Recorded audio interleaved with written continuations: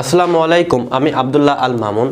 আজকে আমরা অন্তরীকরণের টাইপ 7 আলোচনা করব এবং টাইপ 7 হচ্ছে আমরা দেখব যে অন্তরীকরণকে কতভাবে আসলে ডিফাইন করা যায় বা কতভাবে ম্যাথ করা যায়। সো আমরা এখানে এই জন্য লিখেছি বিভিন্ন প্রকার ফাংশনের অন্তরীকরণ। সো অন্তরীকরণকে যদি আমি ঢালাওভাবে করে দিই তোমরা হয়তো বা জিনিসটা বুঝতে পারবে না এবং এটাও বুঝতে পারবে না যে ঢাকা ইউনিভার্সিটি কোন টাইপ থেকে আসলে প্রশ্ন করে থাকে বেশি। সো এজন্য আমি এইটাকে বিভিন্ন টাইপ আকারে ভাগ করেছি এবং ফাইনালি তোমরা কিন্তু এখান থেকে শর্ট সাজেশনও পেয়ে যাবে। তো আমরা প্রথমে যে আলোচনা করব সেটা হচ্ছে কেস 1, সেটা হচ্ছে একক ফাংশন বিশিষ্ট আকৃতি এবং ব্র্যাকেটে আমি লিখেছি উইদাউট ইনভার্স ফাংশন। খেয়াল করো একক ফাংশন বিশিষ্ট আকৃতি বলতে আমি আসলে কি বোঝাচ্ছি। এটা হচ্ছে দেখো যে একক ফাংশন বিশিষ্ট আকৃতি, খেয়াল করো আমরা ম্যাথমেটিক্সে কোনো জিনিসকে 5টা রাশির মাধ্যমে প্রকাশ করতে পারি, সেটা হচ্ছে একটা ওয়ার্ডের মাধ্যমে। আমরা সেই ওয়ার্ডটা হয়তো অনেকেই জানি, লিএড। এলতে হচ্ছে লগারিদমিক ফাংশন। লগারিদমিক বলতে বোঝায় তোমার লগ এক্স বোঝায় এক কথাই। এখন এই এক্সের এখানে তুমি যে কোনো কিছু বসাতে পারো, যেমন sine x, cos x, tan x, অথবা এক্স স্কোয়ার, অথবা এখানে তুমি যে কোনো কিছু বসাতে পারো, সেটা হচ্ছে আমাদের লগের ফাংশন। দেন হচ্ছে আইতে হচ্ছে ইনভার্স ফাংশন। সো ইনভার্স ফাংশনটা অ্যাকচুয়ালি কি, ইনভার্স ফাংশনটা হচ্ছে যেমন sign inverse, cos inverse, tan inverse, ঠিক আছে। তো ইনভার্সের পরে যে কোনো কিছু বসতে পারে, sign inverse x, cos inverse x, tan inverse x, এই টাইপের যে কোনো কিছু। আবার এতে কি, এতে হচ্ছে আলজেব্রিক ফাংশন, ঠিক আছে। সো আলজেব্রিক আসলে কেমন হয় আমি বলতেছি এক্স স্কোয়ার কিংবা এক্স কিউ কিংবা হচ্ছে এক্স টু দি পাওয়ার 5। এখন এই জায়গাটায় চলক, যেখানে শুধুমাত্র চলক থাকে, তার পাওয়ার কোনো কিছু থাকতে পারে, সেটাকে আমরা আলজেব্রিক ফাংশন বলে থাকি। অ্যান্ড ট্রিগোনোমেট্রিক ফাংশন কি, sine x, cos x, tan x, এরকম অনেক কিছু হতে পারে।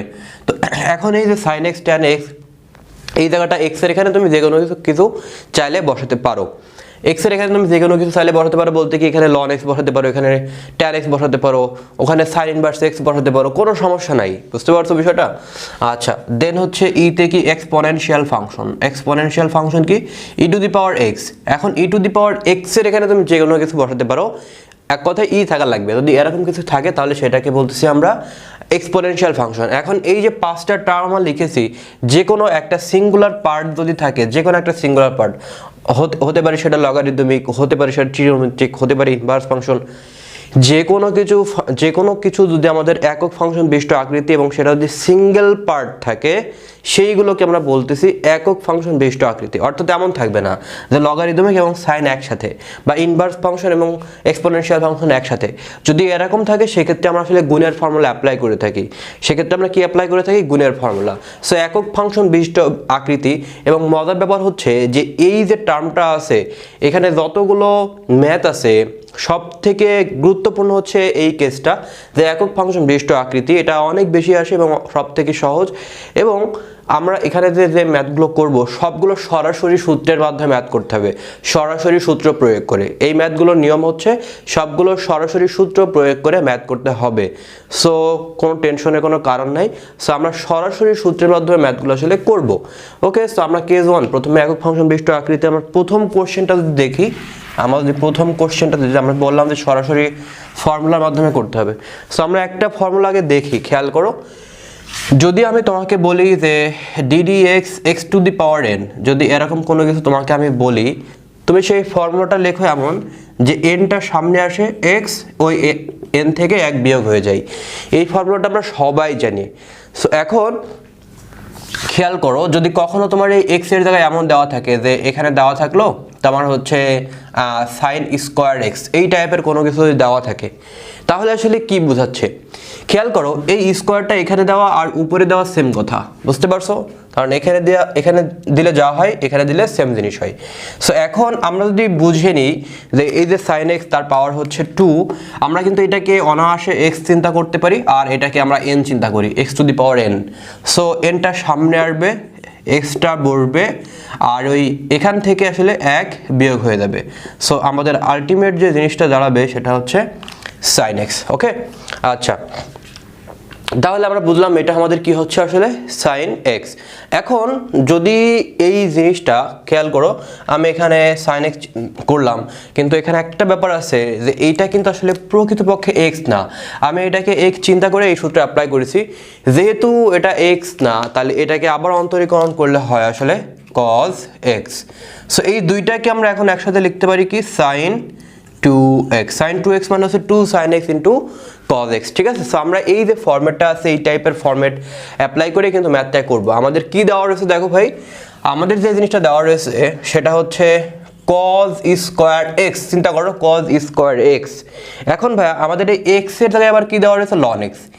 এইটাই হচ্ছে আমাদের মেন যে বিষয়টা। দেখো আমি আগে sin x বা cos x তুমি যাই বলো সেটাতে করালাম, করানোর পরে কি করতেছি আমি x এর জায়গায় ln x টা বসাই দিচ্ছি। তো আমি বললাম যে পাওয়ারটা আসলে কোথায় চলে যায়, উপরে চলে যায়। সো আমরা এখন পুরোটাকে x ধরে নিব।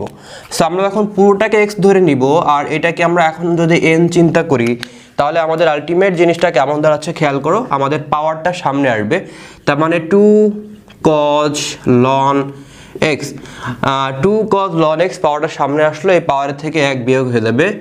এখন কথা হচ্ছে এই পুরোটাকে আমি x না করে এই সূত্র অ্যাপ্লাই করলাম, পুরোটা কিন্তু আসলে x না, বাস্তবে আসলে কি না, বাস্তবে এটা কিন্তু আসলে x না। সো x যদি না হয় এটাকে আমরা এখন আবার অন্তরীকরণ করব। সো আমি এটাকে যেহেতু x ধরে নিচ্ছিলাম, তাহলে এটাকে অন্তরীকরণ করলে কি হয়, এখন দেখো অন্তরীকরণ করার সময় আমাকে এখন এইটাকে এই পুরো এইটাকে আমরা এখন আপাতত x ধরে নেওয়া লাগছে, রাইট। আমরা এইটাকে x ধরে নিচ্ছি, অর্থাৎ cos x, x এর ভিতরে আবার x আছে। সো এটা হচ্ছে cos x। তো সেই ক্ষেত্রে আমরা পাবো হচ্ছে minus sin x, minus sine এখানে ln x দাঁড়ায়। So minus sine ln x। তো এখন দেখো এইটাও কিন্তু x না, যেহেতু এটা x না তাহলে এটাকে অন্তরীকরণ করলে দাঁড়ায় হচ্ছে 1/x। তো খেয়াল করে এরকম একটা ফরম্যাট আসতেছে। এখন দেখো ভাই এইটা আসলে পাওয়ার 1 হয়ে যাচ্ছে। তো আমরা একটা জিনিস চিন্তা করি, আমরা একটা সূত্র জানি যে 2 sin x into cos x, এর মানে আসলে কি sin 2x, ঠিক আছে। এর মানে হচ্ছে sin 2x। খেয়াল করো ভাইয়া, যখন আমি লিখছি 2 sin x আর cos x, এর মানে হচ্ছে sin 2 ইন্টু x। তো ভাইয়া এখন এই x এর জায়গায় আসলে দেওয়া রয়েছে ln x, x এর জায়গায় দেওয়া রয়েছে ln x, আর সামনে যে মাইনাসটা রয়েছে ভাইয়া এই মাইনাসটা তুমি সামনে নিয়ে চলে আসো। সামনে নিয়ে চলে আসলে কি দাঁড়াচ্ছে দেখো 2 cos x sin x, that means 2 sin x cos x। তার মানে আমরা এখন x এর জায়গায় কি রিপ্লেস করব, ln x রিপ্লেস করব। সো আমরা এখন বলতেছি কি 2 sin x cos x মানে হচ্ছে minus sin 2x, sin 2x মানে কত, x মানে হচ্ছে ln x, আর নিচে যে xটা আছে, নিচে যে xটা আছে সেটা কি হয়ে যাচ্ছে, ভাগ হয়ে যাচ্ছে। সো আলটিমেট উত্তর হচ্ছে এটা। সো আমরা যদি একটু খেয়াল করি আমাদের উত্তর হচ্ছে সি নম্বর। উত্তর কত নম্বর, উত্তর হচ্ছে সি নম্বর, ঠিক আছে। আচ্ছা, সো আমরা এখন নেক্সট কোশ্চেনটা যদি দেখি, নেক্সট কোশ্চেনটা দেখো, নেক্সট কোশ্চেনে কি বলা হচ্ছে। কোশ্চেনে বলা হচ্ছে y কল যদি হচ্ছে sin x plus cos x by root over 1 plus sin 2x হয় তাহলে dy dx কত হবে। আমরা যে ম্যাথটা করেছি দেখো, আমরা যে একটু আগে যে ম্যাথটা করলাম এটা কিন্তু ট্রিগোনোমেট্রিক ফাংশন, একক আকৃতি ফাংশন। এটা কিন্তু শুধুমাত্র ট্রিগোনোমেট্রিক ফাংশন। কেন ট্রিগোনোমেট্রিক ফাংশন, আমি তোমাকে বলছিলাম sin x tan x ln x সবগুলো হচ্ছে ট্রিগোনোমেট্রিক ফাংশন। এখানে দেওয়া রয়েছে cos x, x এর জায়গায় ln x দ্বারা রিপ্লেস করছে, দ্যাটস ইট। সো এবার আমরা যদি পরের কোশ্চেনটা যদি দেখি, আমরা এই কোশ্চেনটা দেখব। সেই কোশ্চেনটা আসলে কি বলা হচ্ছে খেয়াল করো, বলা হচ্ছে যে sin x plus cos x by root over 1 plus sin 2x। আমি তোমাকে একটা জিনিস স্মরণ করিয়ে দিতে চাই, কোনো ম্যাথে অন্তরীকরণ করার সময় যদি তুমি এরকম একটা জিনিস পাও যে 1 প্লাস sin 2x, এরকম কোনো ফরম্যাট যদি পাও, যেখানেই পাও, তুমি প্রথমে যে কাজটা করে নিবা এই 1 কে ভাঙবা এইভাবে, sin square x plus cos square x, আর এই sin 2x কে ভাঙবা হচ্ছে 2 sin x cos x আকারে। সো এটা ভাঙার ফলে কি হচ্ছে দেখো, আমরা এটাকে লিখতে পারি হচ্ছে এখানে x হবে। সো আমরা দেখো এটাকে লিখতে পারছি কি যে x স্কয়ার প্লাস 2, সরি এটা a square plus 2 into a into b plus b square. দেখো আমি যদি cos x কে b চিন্তা করি আর sin x কে যদি a চিন্তা করি তাহলে এটা লেখা যায় না, আর এটা যদি লেখা যায় তাহলে আমরা সবাই জানি এই জিনিসটাকে লেখা যায় এরকমের sin x plus cos x তার হচ্ছে হোল স্কয়ার। এই জিনিসটা একটু মুখস্থ করে ফেলবা, ওকে। দেন দেখো আমি যদি এই জায়গাটা এরকম লিখতাম যে 1 plus sine x, so 1 plus যখন সাইন এক্স লিখতাম তখন কি হতো, তখন হতো আমরা যখন এখানে 2 লিখেছি তখন এখানে আমাদের 1x আছে, এখানে 1x আছে, এখানে 1 আছে। এখন যখন এখানে আমি x লিখেছি তাহলে আমাদের x/2 লেখা লাগতো, এখানে x/2 লেখা লাগতো, এখানে x/2 লেখা লাগতো। এখানে 2 এর কারণে 1 হয়েছে, তাহলে এখানে 1 এর কারণে হাফ হবে। সো আলটিমেট আমরা একটা জিনিস পেতাম, সেটা হচ্ছে sin x/2 plus cos x/2 আর হচ্ছে হোল স্কয়ার, ঠিক আছে। সো আমরা এই জিনিসটা কিন্তু পেতাম। সো sin 2x কিংবা sin x যদি এরকম যোগ আকারে থাকে তাহলে কিন্তু আমরা এই জিনিসটা অ্যাপ্লাই করতে পারি। শুধুমাত্র এটা যোগ না, যদি ভেতরে মাইনাসও থাকে তাও আমরা এই সূত্রটা অ্যাপ্লাই করতে, প্লাস মাইনাস সূত্র আসতো তখন। যদি এখানে মাইনাস হতো তাহলে আমাদের এখানে মাইনাস হতো, এখানে মাইনাস হতো। ওকে, সো আমরা যখন সাইন যোগ করতেছি তখন কিন্তু বুঝতেছি আসলে জিনিসটা কেমন এক্স্যাক্টলি, রাইট। এখন আমি যদি এই জিনিসটাকে আসলে কজে কনভার্ট করে ফেলি, আমি যদি এই জিনিসটাকে কজে কনভার্ট করি তখন আসলে কি হয়, যদি কজটা যদি আমাদের তোমার হচ্ছে লব আকারে থাকে তখন আমরা যে কাজটা করি 1 প্লাস cos 2x মানে হচ্ছে 2 cos square x formula apply করে থাকি, কিংবা 1 প্লাস cos x সেটাকে লিখে থাকি 2 cos স্কয়ার x। বাট যদি হরে থাকে তখন আমরা অন্য একটা চিন্তা আমরা করি আর কি। সো আমি তোমাকে যদি বোঝাই যে সাইনের ক্ষেত্রে অলওয়েজ লবে থাকো কিংবা হরে থাকো তুমি এই জিনিসটা অ্যাপ্লাই করবা, হ্যাঁ এই জিনিসটা অ্যাপ্লাই করবা।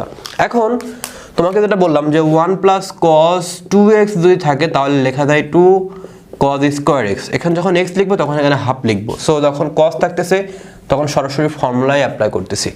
সেই জিনিসটা একটু মাথায় রাখবা, ঠিক আছে। যদি কখনো ম্যাথে 1 প্লাস 2 cos x দিয়ে দেয় এভাবে করতে পারো। সো এখন খেয়াল করো আমাদের দেওয়া রয়েছে y ইকুয়াল হচ্ছে এখানে দেওয়া রয়েছে sin x প্লাস হচ্ছে cos x ডিভাইডেড বাই হচ্ছে 1 প্লাস sin 2x। খেয়াল করো ভাই 1 প্লাস sin 2x মানে একটা জিনিস আমরা একটু আগেই শিখলাম, সেটা হচ্ছে যে sin x plus cos x তার হোল স্কয়ার। আমি একটু আগে তোমাকে লিখে দিলাম যে এটা কেন হয়, তোমাকে মুখস্থ করে তোমরা মুখস্থ করবে, এটা মুখস্থ করতে বলতেছি আমি একটা। সো এটা মুখস্থ করলে কিন্তু আমাদের জিনিসটা সহজ হয়ে যায়। কেমন সহজ হয় দেখো, আমাদের উপরে যে রুটটা আছে আর এই যে স্কয়ারটা আছে এটা আসলে মুছে যায়। সো মুছে গেলে এটা 1 হয়ে যায়, y ইকুয়াল টু 1 হয়ে যায়। এখন বলা হচ্ছে এই জিনিসটাকে যদি আমরা অন্তরীকরণ করি তাহলে এক্স্যাক্টলি কত হবে। তো ভাই ধ্রুবককে অন্তরীকরণ করলে কত হয়, এখানে তুমি d/dx নাও, এখানেও তুমি d/dx নাও। তো d/dx 1 মানে কত, dy/dx 1 কে অন্তরীকরণ করলে কত হয়, ডেফিনেটলি 0। সো আমাদের আলটিমেট অ্যানসার হবে বি নম্বর। এবং এখানে দেখো আমাদের সমস্ত ফাংশন কিন্তু ত্রিকোণমিতিক ফাংশনে ছিল। সো আমাদের এটাও কিন্তু একক আকৃতির ফাংশন। এবার দেখো এটাও ত্রিকোণমিতিক ফাংশন কিন্তু সেটা রুট আকারে দিয়েছে। সো এটাও ত্রিকোণমিতিক ফাংশন, একক আকৃতির ফাংশন। এর সাথে কিন্তু cos 2x কিংবা sin 2x এর গুণ আকারে নাই আসলে, রাইট। সো এখন এরকম যদি থাকে তাহলে ঢাকা ইউনিভার্সিটি এই কোশ্চেনটা 12 সালে আসছিল আর এই কোশ্চেনটা আসছিল 2015 সালে। সো এই কোশ্চেনটা যদি আমরা সলভ করতে যাই তাহলে আসলে আমরা কি পাবো এক্স্যাক্টলি, dy/dx বের করতে বলা হচ্ছে আমাদেরকে।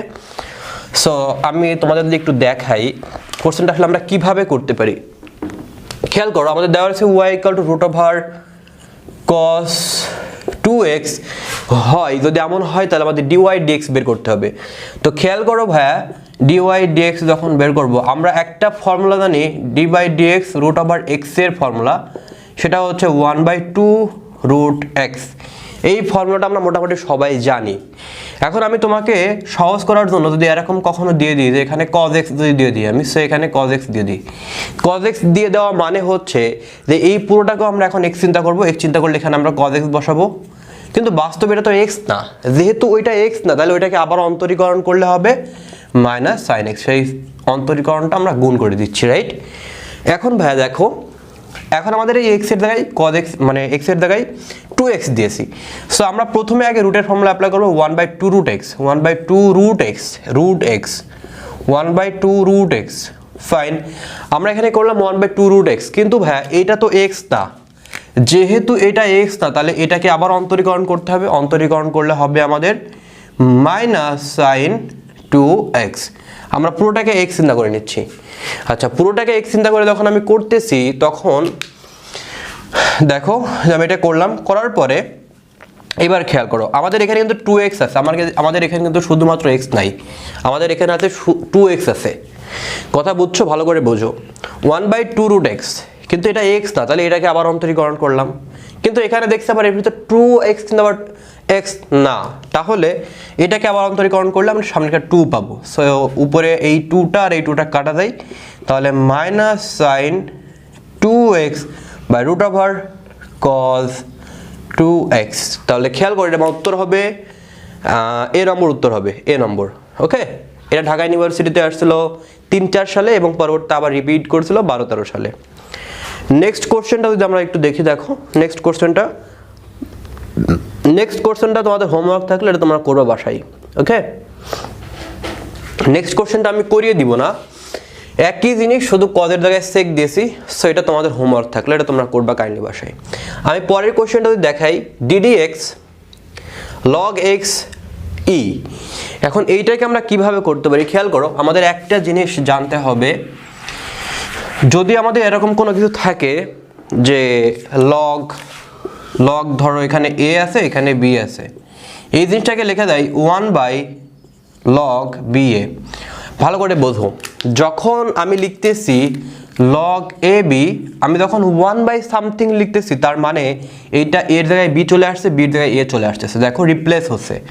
যখন আমি 1/, লিখতেছি তখন জিনিসটাকে কি রিপ্লেস করে দিচ্ছি। তো যখন রিপ্লেস করে দিব, খেয়াল করো আমাদের এখানে দেওয়া রয়েছে হচ্ছে, আমি যদি একটু মুছে লিখি তাহলে ভালো হয়। দেখো আমাদের এই জায়গাটাতে দেওয়া রয়েছে log xe, তাহলে এটাকে লেখা যায় 1/log ex। দেখো তো লেখা যায় কিনা লগের ফর্মুলা অনুসারে। সো তোমরা জানো যে log e মানে আসলে লন বোঝায়, log e বলতে কি বোঝায়, লন বোঝায়। তাহলে 1/, আসলে কি দেওয়া রয়েছে ln x। সো আমি এটাকে লিখতে পারি না ln x তার ইনভার্স, ln x তার কি ইনভার্স। এখন ভাইয়া এই জিনিসটাকে আমরা মূলত কি করব, অন্তরীকরণ করব। ওকে, সো আমরা এই জিনিসটাকে অন্তরীকরণ করলে আসলে কি পাই খেয়াল করো তো ভাইয়া, আমরা যদি এই জিনিসটাকে অন্তরীকরণ করি তাহলে এখানে পাবো ddx, এখানে পাবো ln x তার পাওয়ার হচ্ছে 1। সো এই জিনিসটাকে আমরা যখন অন্তরীকরণ করতে যাই তাহলে আসলে যে জিনিসটা পাবো সেটা হচ্ছে পাওয়ারটা সামনে নিয়ে আসো, x two the power n এর ফর্মুলা। সো এখানে আমরা ln x পাবো, ঠিক আছে, কিন্তু এটা তো x না, তাহলে এটাকে অন্তরীকরণ করলে আমরা এই জিনিসটা পাবো। তাহলে ভাই আমাদের উত্তরটা হচ্ছে কি, দেখো খেয়াল করো, আমাদের উত্তরটা হচ্ছে মাইনাস ln x বাই হচ্ছে x, minus ln x by হচ্ছে কি x। সো আমি কি একটু ভুল করলাম নাকি? আচ্ছা দেখি, দেখো আমি আচ্ছা একটু ভুল হয়েছে মনে হচ্ছে। ভুল কোথায় হয়েছে আমি তোমাকে একটু বলি, যে আমি যখন এই পুরোটাকে x ধরতেছি, xটা ধরার পরে আমি কি করতেছি, এটা অন্তরীকরণ করতেছি, কিন্তু এটা তো x না, মানে আমি প্রথমে ln x কে ধরে নিয়েছি। দেখো খেয়াল করো, -1 ln x -1 খেয়াল করো, আমি যা পাওয়ার যা থাকবে তার থেকে 1 বিয়োগ হবে। তো যেহেতু আমি এটাকে x ধরে নিচ্ছি জোর করে, তাই ওইটাকে আবার কি করব, ওইটাকে আবার অন্তরীকরণ করব। জিনিসটা এমন হবে, আমি একটু ভুল করেছি, মিস্টেক করছি। সো এখানে হবে ln x -2। এখন এই জায়গাটাতে ln x যদি হয় তাহলে এখানে লিখবো হচ্ছে 1/x। সো খেয়াল করো ভাই, আমাদের এখানে উত্তরটা কত হচ্ছে আসলে -1/x, আর এখানে হচ্ছে আমাদের কত ln x তার হচ্ছে ইনভার্স, সরি -2 ছিল, এখানে নিচে আসলে 2 হয়ে যাচ্ছে। সো আমাদের উত্তর হচ্ছে ডি নম্বর, আমাদের উত্তর হচ্ছে ডি নম্বর। নেক্সট কোশ্চেনটা যদি দেখি আমরা ঢাকা ইউনিভার্সিটির পরের কোশ্চেনটা। সো পরের কোশ্চেনটা আসলে আসছিল ঢাকা ইউনিভার্সিটি 4-5 সালে। নর্মালি এই ধরনের কোশ্চেন এখন আর দেয় না, কারণ এই ম্যাথগুলো করতে সময় সাপেক্ষ, এবং যেহেতু এখন ক্যালকুলেটর নাই, সো যদিও ক্যালকুলেটর বাদে আমাদের আগে যে কোশ্চেনগুলো আসছিল সেগুলো করাচ্ছি, বাট আমার কাছে পার্সোনালি যেটা মনে হয় যে এই কোশ্চেনটা না দেওয়ার পসিবিলিটি অনেক বেশি, কারণ এই ম্যাথগুলো করতে একটু সময় লাগে, এই জন্য না দেওয়ার পসিবিলিটি বেশি। তারপর তোমরা যদি চাও এটা করে রাখতে পারো, সেটা কিভাবে করবা খেয়াল করো, এখানে y যেটা আছে এটা x two the power n এর ফর্মুলা, এখানেও x two the power n এর formula, x two the power n এর ফর্মুলা করবা, এখানেও x two the power n এর ফর্মুলা করবা। একবার অন্তরীকরণ হলো, যেটা পাবো সেটাকে আবার অন্তরীকরণ করবা, হলো করার পরে তুমি এখানে ভ্যালু বসিয়ে দিলে ম্যাথটা হয়ে যাবে। y স্কয়ার মানে বোঝায় কি, সরি y স্কয়ার, এটাকে প্রথমে স্কয়ার করবা, করার পরে -1 বিয়োগ করবা অ্যান্ড দেন একবার অন্তরীকরণ করার পরে সেটা গুণ করে দিবা। সো একটা উত্তর তুমি পাবা, বাট এই ধরনের কোশ্চেন আসলে দেওয়ার পসিবিলিটি কম, ঠিক আছে? ওকে, সো আমরা এখন ঢাকা ইউনিভার্সিটির 4-5 সালের আরেকটা কোশ্চেন যদি সলভ করি। দেখো বলা হচ্ছে এক্স এর ভ্যালুটা অবশ্যই 0-র থেকে বড়, এর সাপেক্ষে ই ভিত্তিক লগ 1/x এর অন্তরোধ। এখানে ই ভিত্তিকের কথা উল্লেখ করে দিয়েছে। সো ই ভিত্তিক খেয়াল করো, আমরা যে ফর্মুলাটা অ্যাপ্লাই করলাম, যেভাবে করলাম সেম জিনিস ভাইয়া, কোনো পার্থক্য নাই। জাস্ট এখানে এখন 1টা নাই, আর এই জায়গাটা ই ভিত্তিক মানে হচ্ছে দেখো log 1/x বলতে বোঝাচ্ছে মূলত ln 1/x। যেহেতু তোমাকে ই ভিত্তিক উল্লেখ করে দিয়েছে, তার মানে বোঝাচ্ছে আসলে ln 1/x। সো এটা যদি হয় ভাইয়া, তাহলে এখন আমরা কিভাবে ম্যাথটা করতে পারি খেয়াল করো। আমরা একটা জিনিস জানি যে ln x কে অন্তরীকরণ করলে হয় 1/x, কিন্তু আমার এখানে সরাসরি আসলে x দেওয়ার নাই। যেহেতু x দেওয়া নাই, আমি একটা কাজ করি, আমরা এই জিনিসটাকে x চিন্তা করি, যে আমি x কে 1/x কে চিন্তা করতেছি x। যদি এটা হয় তাহলে আমরা এখন যে কাজটা করব সেটা হচ্ছে যে আমি ln x ফর্মুলা অ্যাপ্লাই করতেছি, তার মানে 1/x মানে কি এটা 1/x, কিন্তু এটা তো ভাই x না, এটা কি x? যেহেতু x না, তাহলে এটাকে আবার অন্তরীকরণ করতে হবে। সো খেয়াল কর ভাই, এটা উপরে গেলে x হয়ে যায়, আর এটাই অন্তরীকরণ করলে মেবি তোমার এরকম হয় -x²। কিভাবে ভাই? xটা ইনভার্স হয়ে যায় উপরে গেলে, তো পাওয়ার সামনে নিয়ে আসো, পাওয়ার বিয়োগ করে দাও। সো দেখো ক্যালকুলেশন করলে এমন কিছু হয়। সো আমাদের উত্তরটা আসছে কি -1/x। সো উত্তর হবে বি নম্বর। উত্তর হবে কি নম্বর? বি নম্বর। সো আমরা অনেকগুলো কোশ্চেন দেখলাম। সো এবার আমরা পরের কোশ্চেন দেখি। দেখো একই টাইপের ভিতরে সব একই টাইপের, এই টাইপটা বললাম যে তোমাকে বললাম যেটা সব থেকে বেশি গুরুত্বপূর্ণ, বাট খুবই গুরুত্বপূর্ণ এবং সরাসরি ফর্মুলা অ্যাপ্লাই করে করা লাগে। এবং দেখো এখানে দেওয়া আছে cos x মানে ত্রিগোণমিতিক ফাংশন, e⁻√x মানে এক্সপোনেনশিয়াল ফাংশন। সো কোনো পার্টিকুলার ফাংশন যদি থাকে তাহলে সেটাকে আমরা এভাবে সরাসরি ফর্মুলা অ্যাপ্লাই করে ম্যাথগুলো করতে পারি। সো আমি এই ম্যাথটা আর করতেছি না, দেখো কিভাবে করবা। এই √x কে x চিন্তা করো, √x কে x চিন্তা করলে আমাদের ফর্মুলা হচ্ছে cos এর ফর্মুলা। সো cos x মানে হচ্ছে -sin x। So -sin x, কিন্তু এটা তো x না, তাহলে এটাকে অন্তরীকরণ করলে 1/2√x। সো আমরা বলতেই পারছি উত্তর হবে ডি নম্বর। প্রথমে করলাম কি -sin x, কিন্তু এটা তো x না, তাহলে এটাকে অন্তরীকরণ করলে হবে 1/2√x। এটা না করে উত্তর বলে দেওয়া যাচ্ছে। অ্যান্ড দেন পরের কোশ্চেনটা ঢাকা ইউনিভার্সিটিতে আসলে 1-2 সালে। খেয়াল করি কোশ্চেনটা হচ্ছে y √x যদি হয় তাহলে dy dx এক্স্যাক্টলি কত আসলে। সো খেয়াল করো ভাইয়া, যদি এরকম কোনো কিছু থাকে তাহলে আমরা এটাকে আমাদের যেহেতু e⁻x এর ফর্মুলা জানি, সো √x এর ফর্মুলা কিন্তু আমরা জানি না। সো আমরা √x কে ধরে নেব x, ধরে নেওয়ার পরে আমরা কি করব, এটাকে অন্তরীকরণ করব। আমরা জানি e⁻x এর ফর্মুলা যদি করি তাহলে e⁻x হয়। সো আমরা e⁻x পাবো। আমরা কি পাবো?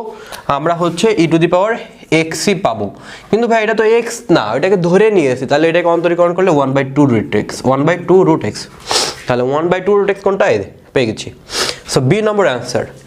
সো আমরা যদি নেক্সট কোশ্চেনে যাই, নেক্সট কোশ্চেনে আচ্ছা এইটা করার আগে আমি এটা করায় আসি। এখন কি করছে ভাইয়া, এই x এর জায়গায় কি করছে, √x এর জায়গায় কি করছে, দেখো tan ইনভার্স x করছে, tan ইনভার্স x। সো যদি tan ইনভার্স x করি তাহলে কি হবে, আমাদের সরাসরি ফর্মুলা অ্যাপ্লাই করতে হবে e⁻tan ইনভার্স x, এটাকে আমরা x ধরে নিব, কিন্তু এটা তো x না, তাহলে এটাকে অন্তরীকরণ করলে 1/1 + x²। সো আমরা উত্তর পেয়ে গেছি, উত্তর হচ্ছে সি নম্বর। উত্তর সি নম্বর। এবার দেখো খেয়াল করো, আমাদের একটা ফাংশন দেওয়া রয়েছে √1 - √x যদি হয় তাহলে df/dx আসলে এক্স্যাক্টলি কত। খেয়াল করি আমরা এই ম্যাথটা কিভাবে সলভ করতে পারি। আমরা এই ম্যাথটা যেভাবে সলভ করব সেটা হচ্ছে যে দেখো f(x) এখানে হচ্ছে দেওয়া রয়েছে 1 - √x যদি হয় তাহলে df/dx আসলে কত, ঠিক আছে? আচ্ছা, তো সেই ক্ষেত্রে আমাদের ম্যাথটা কীভাবে করতে হবে দেখো খেয়াল করো, আমরা এই পুরো জিনিসটাকে আসলে x ধরে নেব। তাহলে কি ফর্মুলা হচ্ছে √x। সো √x এর ফর্মুলা হচ্ছে কি, আমি যেটাকে অন্তরীকরণ করি df/dx, তাহলে 1/2√x 2√x, এটা x চিন্তা করলে তাহলে 1/2√x মানে কত, কিন্তু ভাই এটা তো x না, এটা আসলে কি x, এটা তো x না, তাহলে এইটাকে তুমি যদি অন্তরীকরণ করো তাহলে কি হচ্ছে দেখো তো ভাই, 1 কে করলে হচ্ছে 0 মাইনাস রুট এক্স এ করলে হয় মাইনাস 1/2 রুট এক্স। ওকে, এটা হলো। ওকে ফাইন, এখন আমরা এই জিনিসটা পেলাম। এখন তাহলে দেখো এটাকে, এটা এক্স না, এটাকে আমি অন্তরীকরণ করলাম, করার পর আমি জিনিসটা পেলাম। এখন দেখো তো ভাই আমরা ক্যালকুলেশন করলে এটা আসলে উত্তর হবে, ক্যালকুলেশন করো minus 1/4 root x and then হচ্ছে এটা আমার মনে হচ্ছে উত্তর হবে এটা। এই যে রুট এক্স পেয়ে গেছি, এখানে আছে, এই যে এই কোশ্চেনটার উত্তর হবে এই যে এটা 1/4 root x root over 1 minus 1 minus root x. ঠিক আছে, দেখো ক্যালকুলেশন করলে পেয়ে যাবা, আমরা এই নম্বরে অ্যান্সার পাবো। ওকে, আমরা অনেকগুলো কোশ্চেন করলাম, এবার আমরা যদি পরের কোশ্চেনটা দেখি, এইগুলো আমি আর করে দিব না, আমি অনেকগুলো করে দিয়েছি ভাই। এবার তোমাদের আমি একটু হোমওয়ার্ক দেবো, আমি তোমাদের একটু বোঝাই দিই। সাইন এক্স কজ এক্স কে এক্স ধরে নিবা, তাহলে সাইন এক্সের অন্তরীকরণ করি কজ এক্স, কিন্তু এটা তো এক্স না, এটাকে আবার অন্তরীকরণ করবা, উত্তর পেয়ে যাবা। একই রকমভাবে এটা একই রকমভাবে করতে হবে। এখানে লগ ই দেওয়া আছে, মানে এটাকে লন বোঝাই, কি বোঝাই? লন বোঝাই। সো লন, এই যে পাওয়ারটা সামনে আছে না, 1/3টা বাইরে নিয়ে চলে আসবা, 1/3টা কি করবা? বাইরে নিয়ে আসবা, তাহলে হবে কি log 2x, log 2x that means ln 2x। So ln 2x করলে কি হয়? 1/2x, দ্যাট মিনস পাশে আবার 2 গুণ করবা, তাহলে তুমি উত্তরটা পেয়ে যাবা। আমি যদি খেয়াল করি, দেখো আমাদের লগের যে পাওয়ারটা থাকে সেটা সামনে চলে আসে, আর এখানে লগ ই মানে হচ্ছে লন, এখানে আছে 2x। তো এইটাকে যে আমরা এখন অন্তরীকরণ করি তাহলে কি হয়? 1/3টা বাইরে নিয়ে আসলাম, এটাকে করলে 1/2x, কিন্তু এটা তো x না, তাহলে এখানে হয় 2। সো উত্তর হচ্ছে 1/3x, 1/3x, বি নম্বর অ্যান্সার। সো এই কোশ্চেনটা আর এই কোশ্চেনটার ভিতরে আসলে এক্স্যাক্টলি পার্থক্য নাই। দেখো এখানে sine cos x, sine sine x, আর কিচ্ছু না। ঢাকা ইউনিভার্সিটি আসছিল 95 সালে এবং ঢাকা ইউনিভার্সিটি আসছিল 99 সালে। ওকে, সো আমরা এবার পরের টাইপে যাবো। সো আমি এটা আর করতেছি না, তোমাদের হোমওয়ার্ক দিলাম x two the power n এর ফর্মুলা। লগ দেওয়া রয়েছে, তারপর লন দেওয়া রয়েছে, লন এক্স তার হোল স্কোয়ার। সো এবার তো সবাই পড়া উচিত আই গেস। অনেকগুলো কোশ্চেন আসছে, প্রায় 12টা কি 15টার মতো কোশ্চেন আসছে, 12 থেকে 15, মানে প্রায় 14-15টার মতো কোশ্চেন আসছে শুধুমাত্র একক ফাংশন বিশিষ্ট আকৃতি। এবং এত গুরুত্বপূর্ণ এই ম্যাথটা, তুমি জানো না এত গুরুত্বপূর্ণ, তুমি নিজেও জানো না। সো অবশ্যই ভালো করে করবা। ওকে, এবার আমরা কেস 2 করব, একক ফাংশন বিশিষ্ট আকৃতি, কিন্তু আমরা করছি উইদাউট ইনভার্স ফাংশন, অর্থাৎ ইনভার্স ফাংশনের জন্য আমরা তেমন কিন্তু ম্যাথ করি নাই। এখন আমরা যেটা করব, যদি ইনভার্স টার্ম থাকে সেটা, বাট আমরা করছিলাম কি আগে আমরা ম্যাথমেটিক্যাল টার্মকে 5টা টার্মে ভাগ করছিলাম। সো যেখানে আমাদের ইনভার্স ফাংশন ছিল সেইটা বাদে আমরা বাকিগুলো করছিলাম। সো এখন যদি ইনভার্স ফাংশন থাকে তাহলে এক্স্যাক্টলি আমার আসলে কি করা উচিত। সো আমরা যদি এটা একটু দেখি, খেয়াল করি, আমরা যদি এটা দেখি তাহলে আসলে কেমন হয়। খেয়াল করো, যদি ইনভার্স ফাংশন হয়, তাহলে আসলে কিভাবে ম্যাথটা করা যায়। খেয়াল করো, আমাদের প্রথম যে জিনিসটা দেওয়া রয়েছে y sin ইনভার্স, এখানে দেওয়া রয়েছে sin x। তো ভাই আমরা একটা জিনিস সবাই জানি যে যদি ইনভার্স আর একটা জিনিস যদি পাশাপাশি থাকে তাহলে কিন্তু সেটা কাটা যায়। সে ফর এক্সাম্পল এটা x ইনভার্স, এটা x, যদি এরকম কোনো কিছু থাকে তাহলে আমাদের আসলে কেমন হয় বলো তো?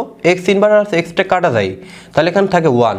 এখন পাশে যদি আমি ব্র্যাকেটে m লিখি তাহলে x আর x ইনভার্স কাটা গিয়ে শুধুমাত্র mটা সামনে বসে। সো আমরা এই কনসেপ্টটা এখানে অ্যাপ্লাই করব। সেটা কি, আমাদের এখানে সাইন ইনভার্স রয়েছে, আমি x এর জায়গায় সাইন চিন্তা করতেছি, x এর জায়গায় সাইন চিন্তা করতেছি, তাই এখানে x সাইন ইনভার্স। দেখো এই সাইন ইনভার্স আর সাইন কাটা যাবে, তাহলে পাশে থাকে শুধুমাত্র x। আমি এক্সটা বসিয়ে দিলাম, অ্যান্ড দেন হচ্ছে আমি আরেকবার অন্তরীকরণ। দেখো আমি এটাকে যদি এখন অন্তরীকরণ করি তাহলে কি হয়, তোমরা সবাই জানো যে x কে অন্তরীকরণ করলে হয় আসলে 1, x কে অন্তরীকরণ করলে হয় 1। সো এটা হচ্ছে আমাদের একক ফাংশন বিশিষ্ট আকৃতি, 2016 সালে আসছিল। সো আমাদের উত্তর হবে আসলে ডি নম্বরটা। অ্যান্ড দেন হচ্ছে আমরা পরের কোশ্চেনটা যদি দেখি, দেখো আমরা এই কোশ্চেনটা করার আগে আমরা এই কোশ্চেনটা দেখে আসি।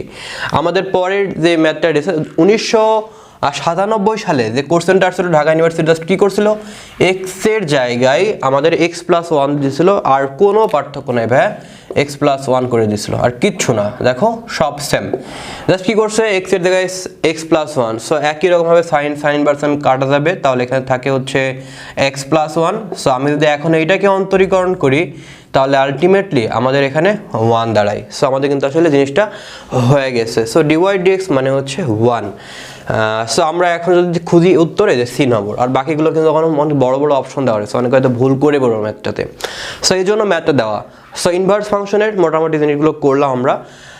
আচ্ছা, এবার আমি আরেকটা জিনিস তোমাকে একটু শেখাই দিব। এই সূত্রটা সবাই কাইন্ডলি খাতায় ভালো করে নোট করে রাখবা। খেয়াল করো, যদি এরকম টাইপের কোনো কিছু ফাংশন থাকে তোমার কাছে, যে ট্যান ইনভার্স, এখানে ধরো দেওয়া রয়েছে ax by 1 plus minus bx square, কিংবা তোমার কাছে দেওয়া রয়েছে সাইন ইনভার্স ax বাই হচ্ছে 1 প্লাস মাইনাস bx স্কোয়ার। দেখো খেয়াল করো, যদি ট্যান ইনভার্স কিংবা সাইন ইনভার্স থাকে, এখানে একটা জিনিস খেয়াল করতে হবে, আমাদের লবে যা কিছু বসতে পারে, যদি এর জায়গায় এরকম থাকে যে a বাই রুট এক্স, উপরে যা কিছু থাকতে পারে a বাই রুট এক্স, কিন্তু নিচে আমাদের যেটা রয়েছে সেই ম্যাথের এখানে যদি আমাদের এক্স স্কোয়ারের আগে যে ভ্যালুটা বসবে সেটা যদি রুট আকারে না বসে তাহলে হলো, যেমন root over 3x square, 1 plus root over 3x square, এরকম না থেকে আমাকে এরকম থাকতে হবে যে 1 প্লাস 3x স্কোয়ার, অর্থাৎ রুট কিছু বসা যাবে না, এখানে বসানো যাবে না। যদি এরকম কোনো কিছু থাকে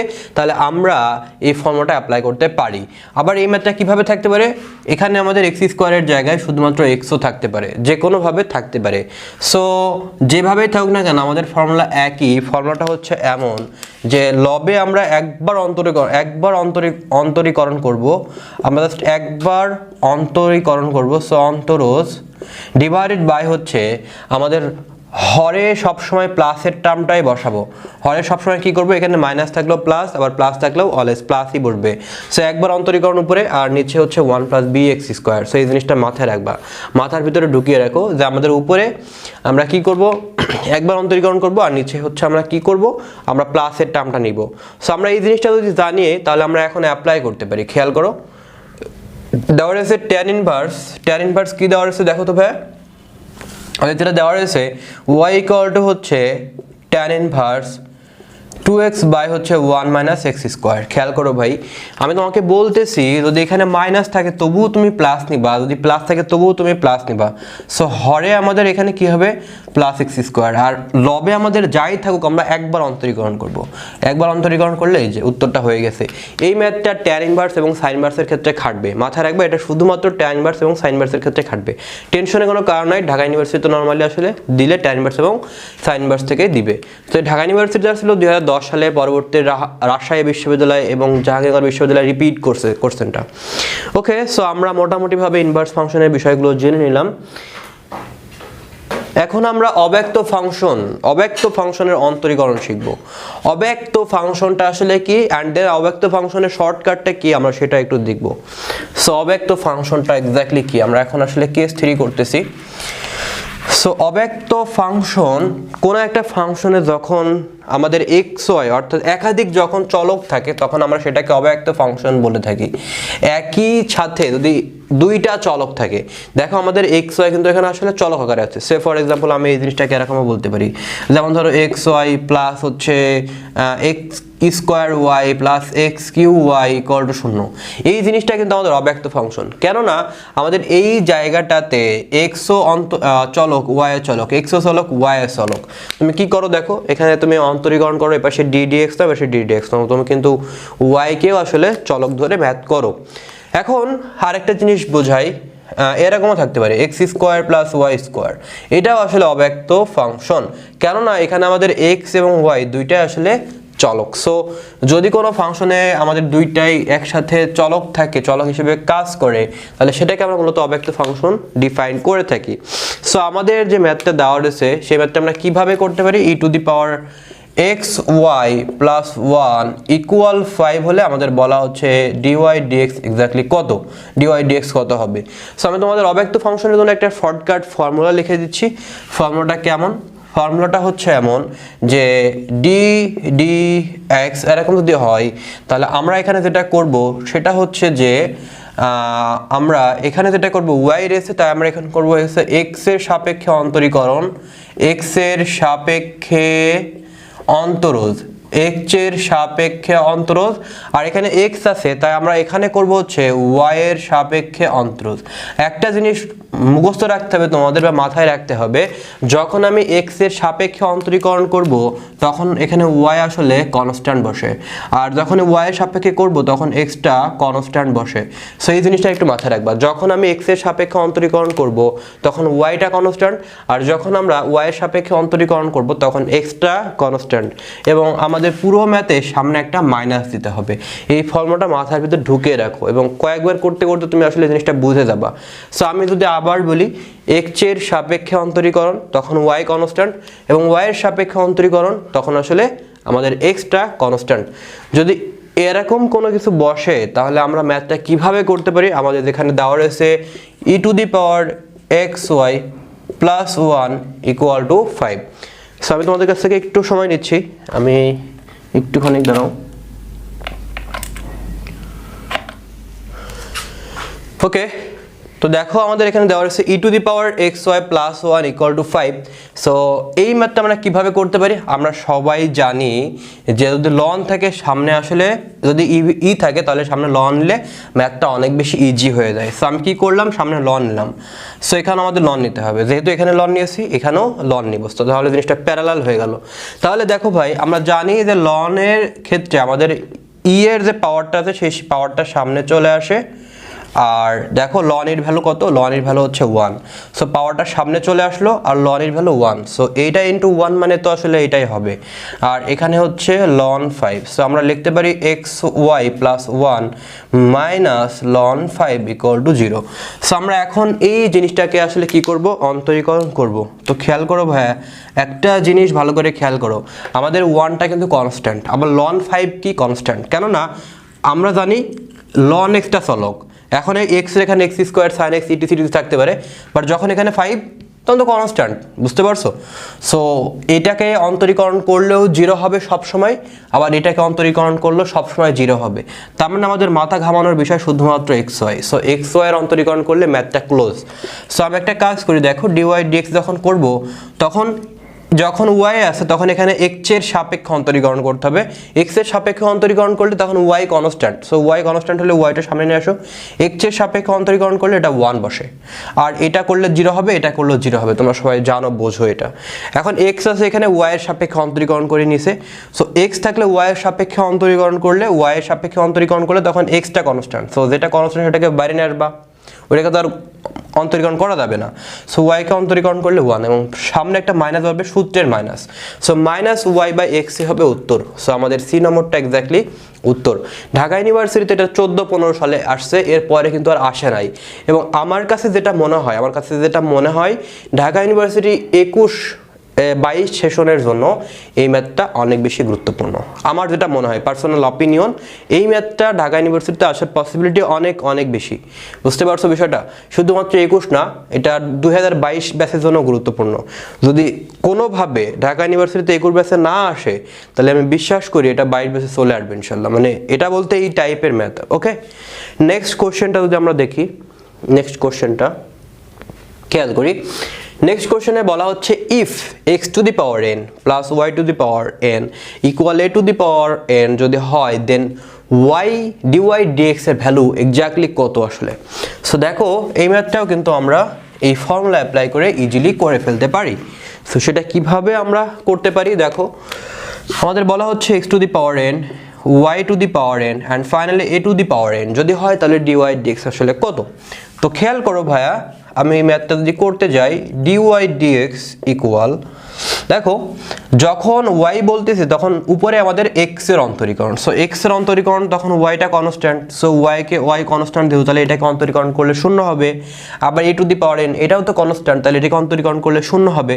সো শুধুমাত্র উপরে আমার এক্স এর অন্তরীকরণ করা লাগছে, তার মানে এটা হবে এন এক্স এন পাওয়ার -1। আবার যখন এখানে এক্স আছে তখন শুধুমাত্র এখানে ওয়াই এর অন্তরীকরণ করলে হবে, তখন এক্সটা কনস্ট্যান্ট, তাহলে এটাকে অন্তরীকরণ করলে 0, তাহলে এখানে হবে n y n -1। So n কাটা যায় আর সামনে একটা মাইনাস বসে, তোমরা জানো। তাহলে এক্স ওয়াই দিয়ে আমরা এখানে পাওয়ার n - 1 দেব, x by y n - 1। So আমরা উত্তর পেয়ে গেছি।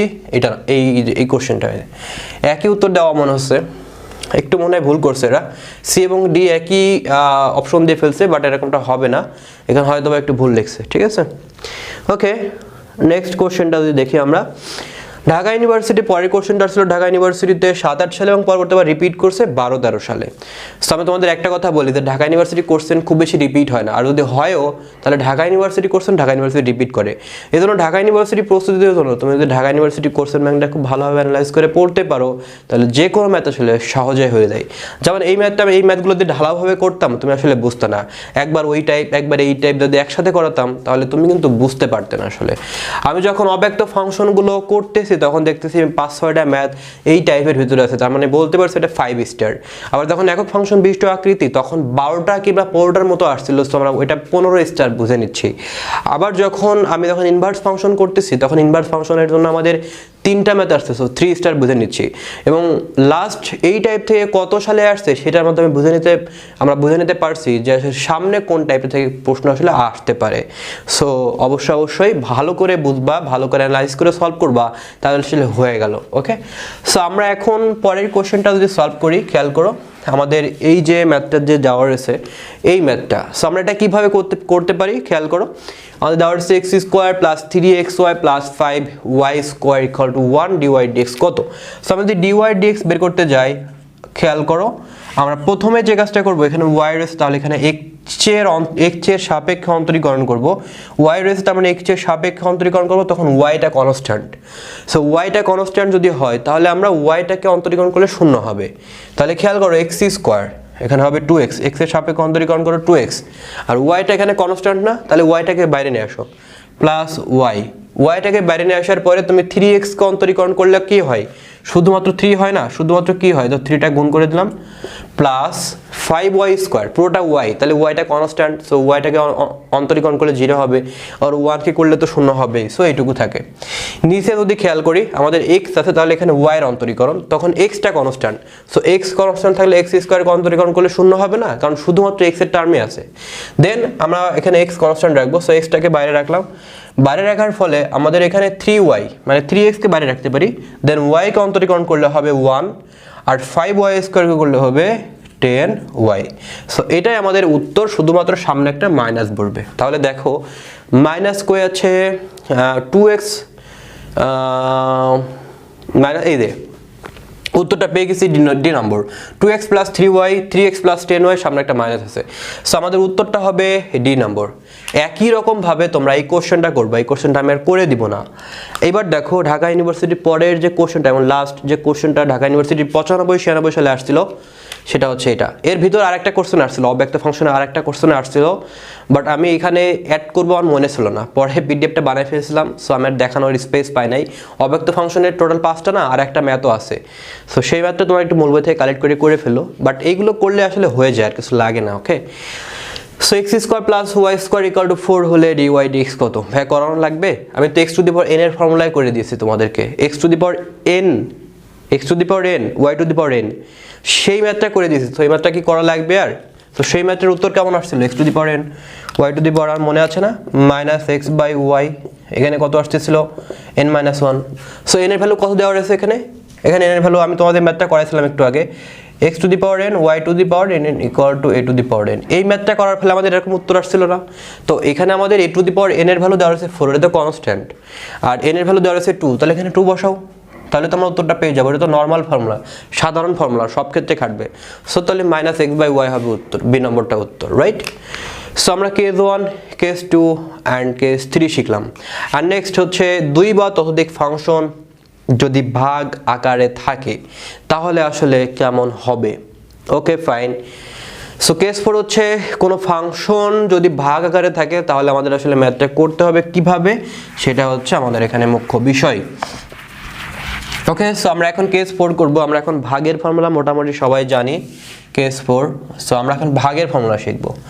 সো খেয়াল করো ddx এখানে u/v হচ্ছে u/v যদি এরকম থাকে তাহলে আমাদের ফর্মুলাটা কি হয় আমরা মোটামুটি একটু জেনে রাখি। দেখো খেয়াল করো আমাদের যে জিনিসটা হয় সেটা হচ্ছে যে ভাগের ফর্মুলার ক্ষেত্রে u/v, তুমি ভিটাকে নাও এখানে ddx u, খেয়াল করো u মানে বোঝাচ্ছে কিন্তু x এর একটা কোনো ফাংশন, ভিটাও বোঝাচ্ছে হচ্ছে x এর কোনো একটা ফাংশন।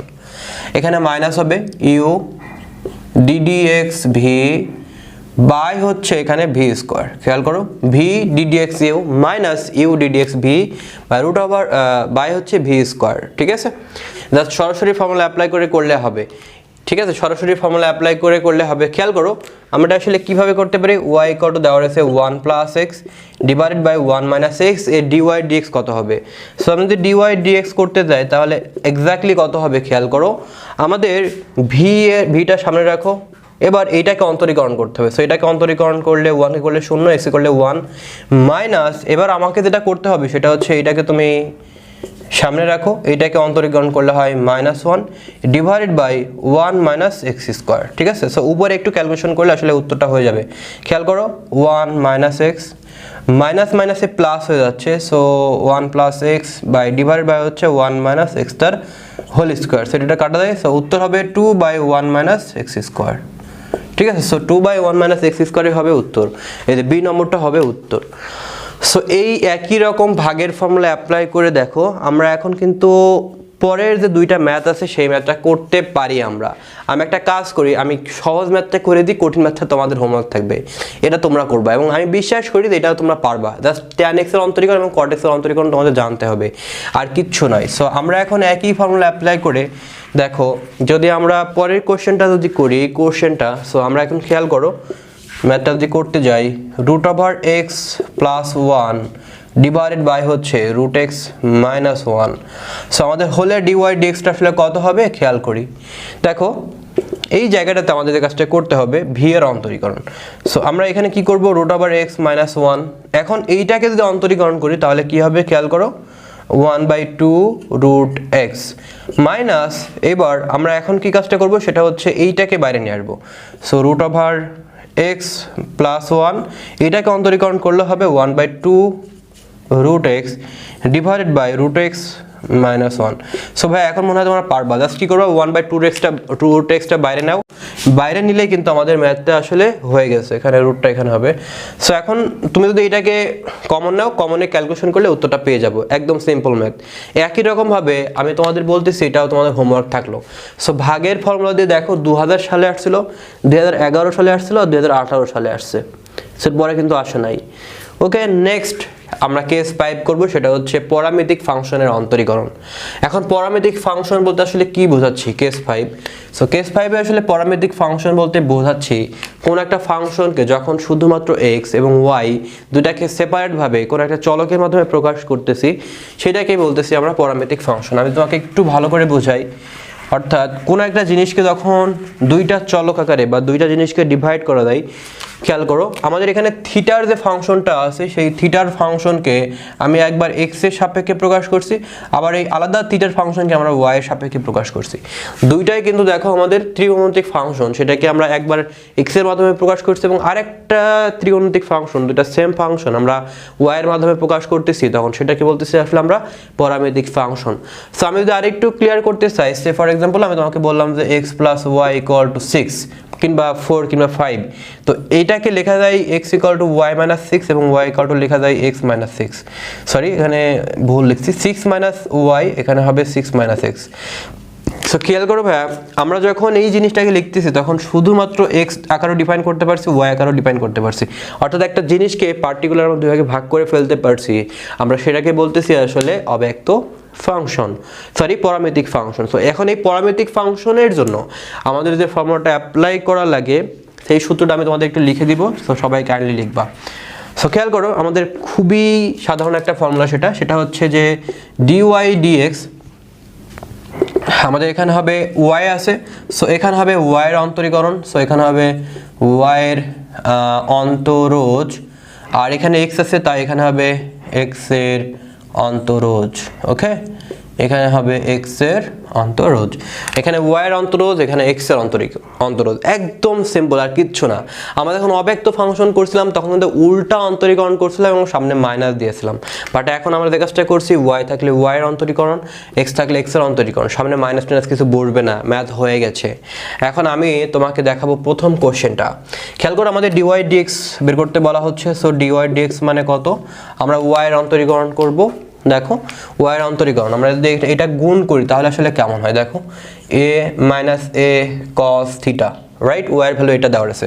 সো একে অন্তরীকরণ করলে 0 আর মাইনাস এ সাইন থিটা মানে কত minus cos theta. So minus মাইনাসে প্লাস হবে। সো কস থিটা করলে হয় minus sine theta. So minus sine theta দেখো মাইনাস এটা রাখলাম আর কস থিটা করলে হয় মাইনাস সাইন থিটা। সো এখানে মাইনাস মাইনাসে প্লাস হয়ে যাচ্ছে।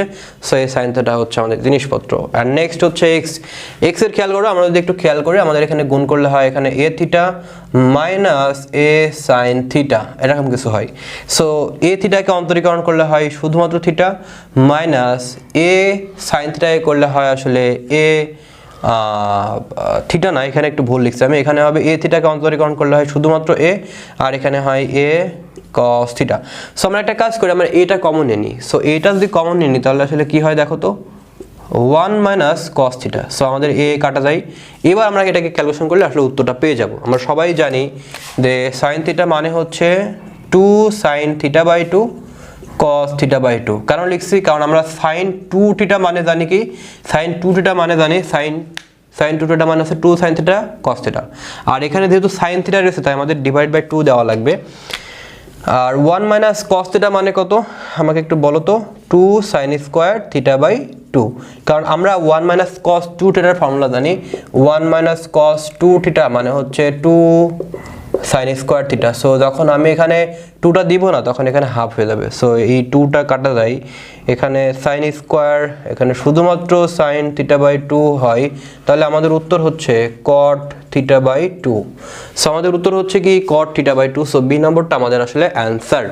এখানে আসলে শূন্য রয়েছে, এটা কিন্তু থিটা না, হ্যাঁ এটা থিটা। ওকে, এবার আমরা পরের কোশ্চেনটা যদি দেখি ঢাকা ইউনিভার্সিটিতে পরের কোশ্চেনটা। সো পরের কোশ্চেনে আসলে কি বলা হচ্ছে খেয়াল করি। পরের কোশ্চেনে বলা হচ্ছে যদি x equal to cos theta হয় এবং y ইকুয়াল টু যদি cos theta plus sin theta হয় তাহলে dy dx টা কত হবে। সো আমরা এই ম্যাথটা কিভাবে করতে পারি দেখো, y এর অন্তরীকরণ করলে এখানে cos থিটা করলে মাইনাস sin থিটা প্লাস হচ্ছে sin থিটা করলে হয় cos theta divided by x কে অন্তরীকরণ করলে হয় মাইনাস sin থিটা। সো আমরা এখন কাজ করব কি যে মাইনাস sin থিটা বাই হচ্ছে মাইনাস sin থিটা আর plus cos theta by minus sin theta. So এটা করলে হয় 1 মাইনাস এটা হয় cot theta. So 1 minus cot theta, 1 minus cot theta, এ নম্বরটা হচ্ছে আমাদের অ্যান্সার। ওকে, সো এবার আমরা পরের কোশ্চেনটা দেখি। দেখো পরে এখনো দুইটা কোশ্চেন আসছে, ঢাকা ইউনিভার্সিটি 97-98 সালে আসছিল এবং আরেকটা আসছিল 96-97 সালে। সো আমি প্রথমটা করে দিই, দ্বিতীয়টা তোমাদের হোমওয়ার্ক থাকবে। ওকে, সো 2 cos t এবং 2 sin t হলে √2 এবং √2 বিন্দুতে dy dx কত। যেহেতু বিন্দু বলেছে বিন্দুটা আমরা পরে বসাবো, আমরা প্রথমে কাজ হচ্ছে প্রথমে dy dx বের করা, তারপরে আমরা বিন্দুটা বসিয়ে দিলে আসলে হয়ে যায়। সো y এর অন্তরীকরণ করলে হবে এখানে 2 cos t আর এখানে হবে -2 sin t। সো আলটিমেট উত্তর হচ্ছে -cot t। এখন আমাদের t এর ভ্যালুটা বসাতে হবে, t এর ভ্যালুটা বসাতে হবে জাস্ট দুইটাই সমান ভ্যালু রয়েছে। সো আমাদের এখানে জাস্ট কি করতে হবে -cot √2, দ্যাটস ইট, আর কিছু না। ঠিক আছে, এখন আচ্ছা এখানে আমাদের x এর ভ্যালু দেওয়া আছে, এই জায়গাটা আসলে এভাবে না করে, ঠিক আছে এইটুকু করছি, ঠিক আছে। এখন আমাদের একটু ম্যাথটা একটু পেঁচানো, দেখো আমরা যখন করতেছি তখন আমাদের cot t আসতেছে, কিন্তু আমার এই ভ্যালুটা কিন্তু আসলে t এর ভ্যালু না, আসলে এটা x এর ভ্যালু, এইটা x এর ভ্যালু, এটা y এর ভ্যালু। সো আমি একটা কাজ করি, আমি আগে t এর ভ্যালুটা এখান থেকে বের করে নিই, না হলে ম্যাথটা করা যাচ্ছে না। যেমন এখানে x ইকুয়াল টু আমাদের কি দেওয়া আছে 2 cos t, ঠিক আছে। সো আমরা একটা কাজ করি, x এর ভ্যালু আমাদের দেওয়া আছে √2 আর y এর ভ্যালু √2। সো এখানে √2 নিলাম। সো ক্যালকুলেশন করলে কি হয় দেখো 1, এখানে 1, দেখো আমি যদি একটু বোঝাই cos t ইকুয়াল টু 2/√2, তার মানে আমাদের এখানে যেটা হবে 2/√2 না, সরি এটা হবে √2/2, তারপর এখানে হবে 1/√2। সো আমরা এখান থেকে t পেলাম কি 45 ডিগ্রি, কারণ cos 45 ডিগ্রির ভ্যালুই কিন্তু আমাদের 1/√2। সো এখন তুমি cot 45 ডিগ্রি বসিয়ে দাও। সো 45 ডিগ্রি বসালে উত্তর হবে -1। কোথায় উত্তরটা? এই যে এই নম্বর উত্তর। ম্যাথটা একটু পেঁচাইছে, ম্যাথটা বেশ আসলে ঝামেলার আছে বলতে পারো। সেই ধরনের কোশ্চেন তোমাদের সময় গুরুত্বপূর্ণ।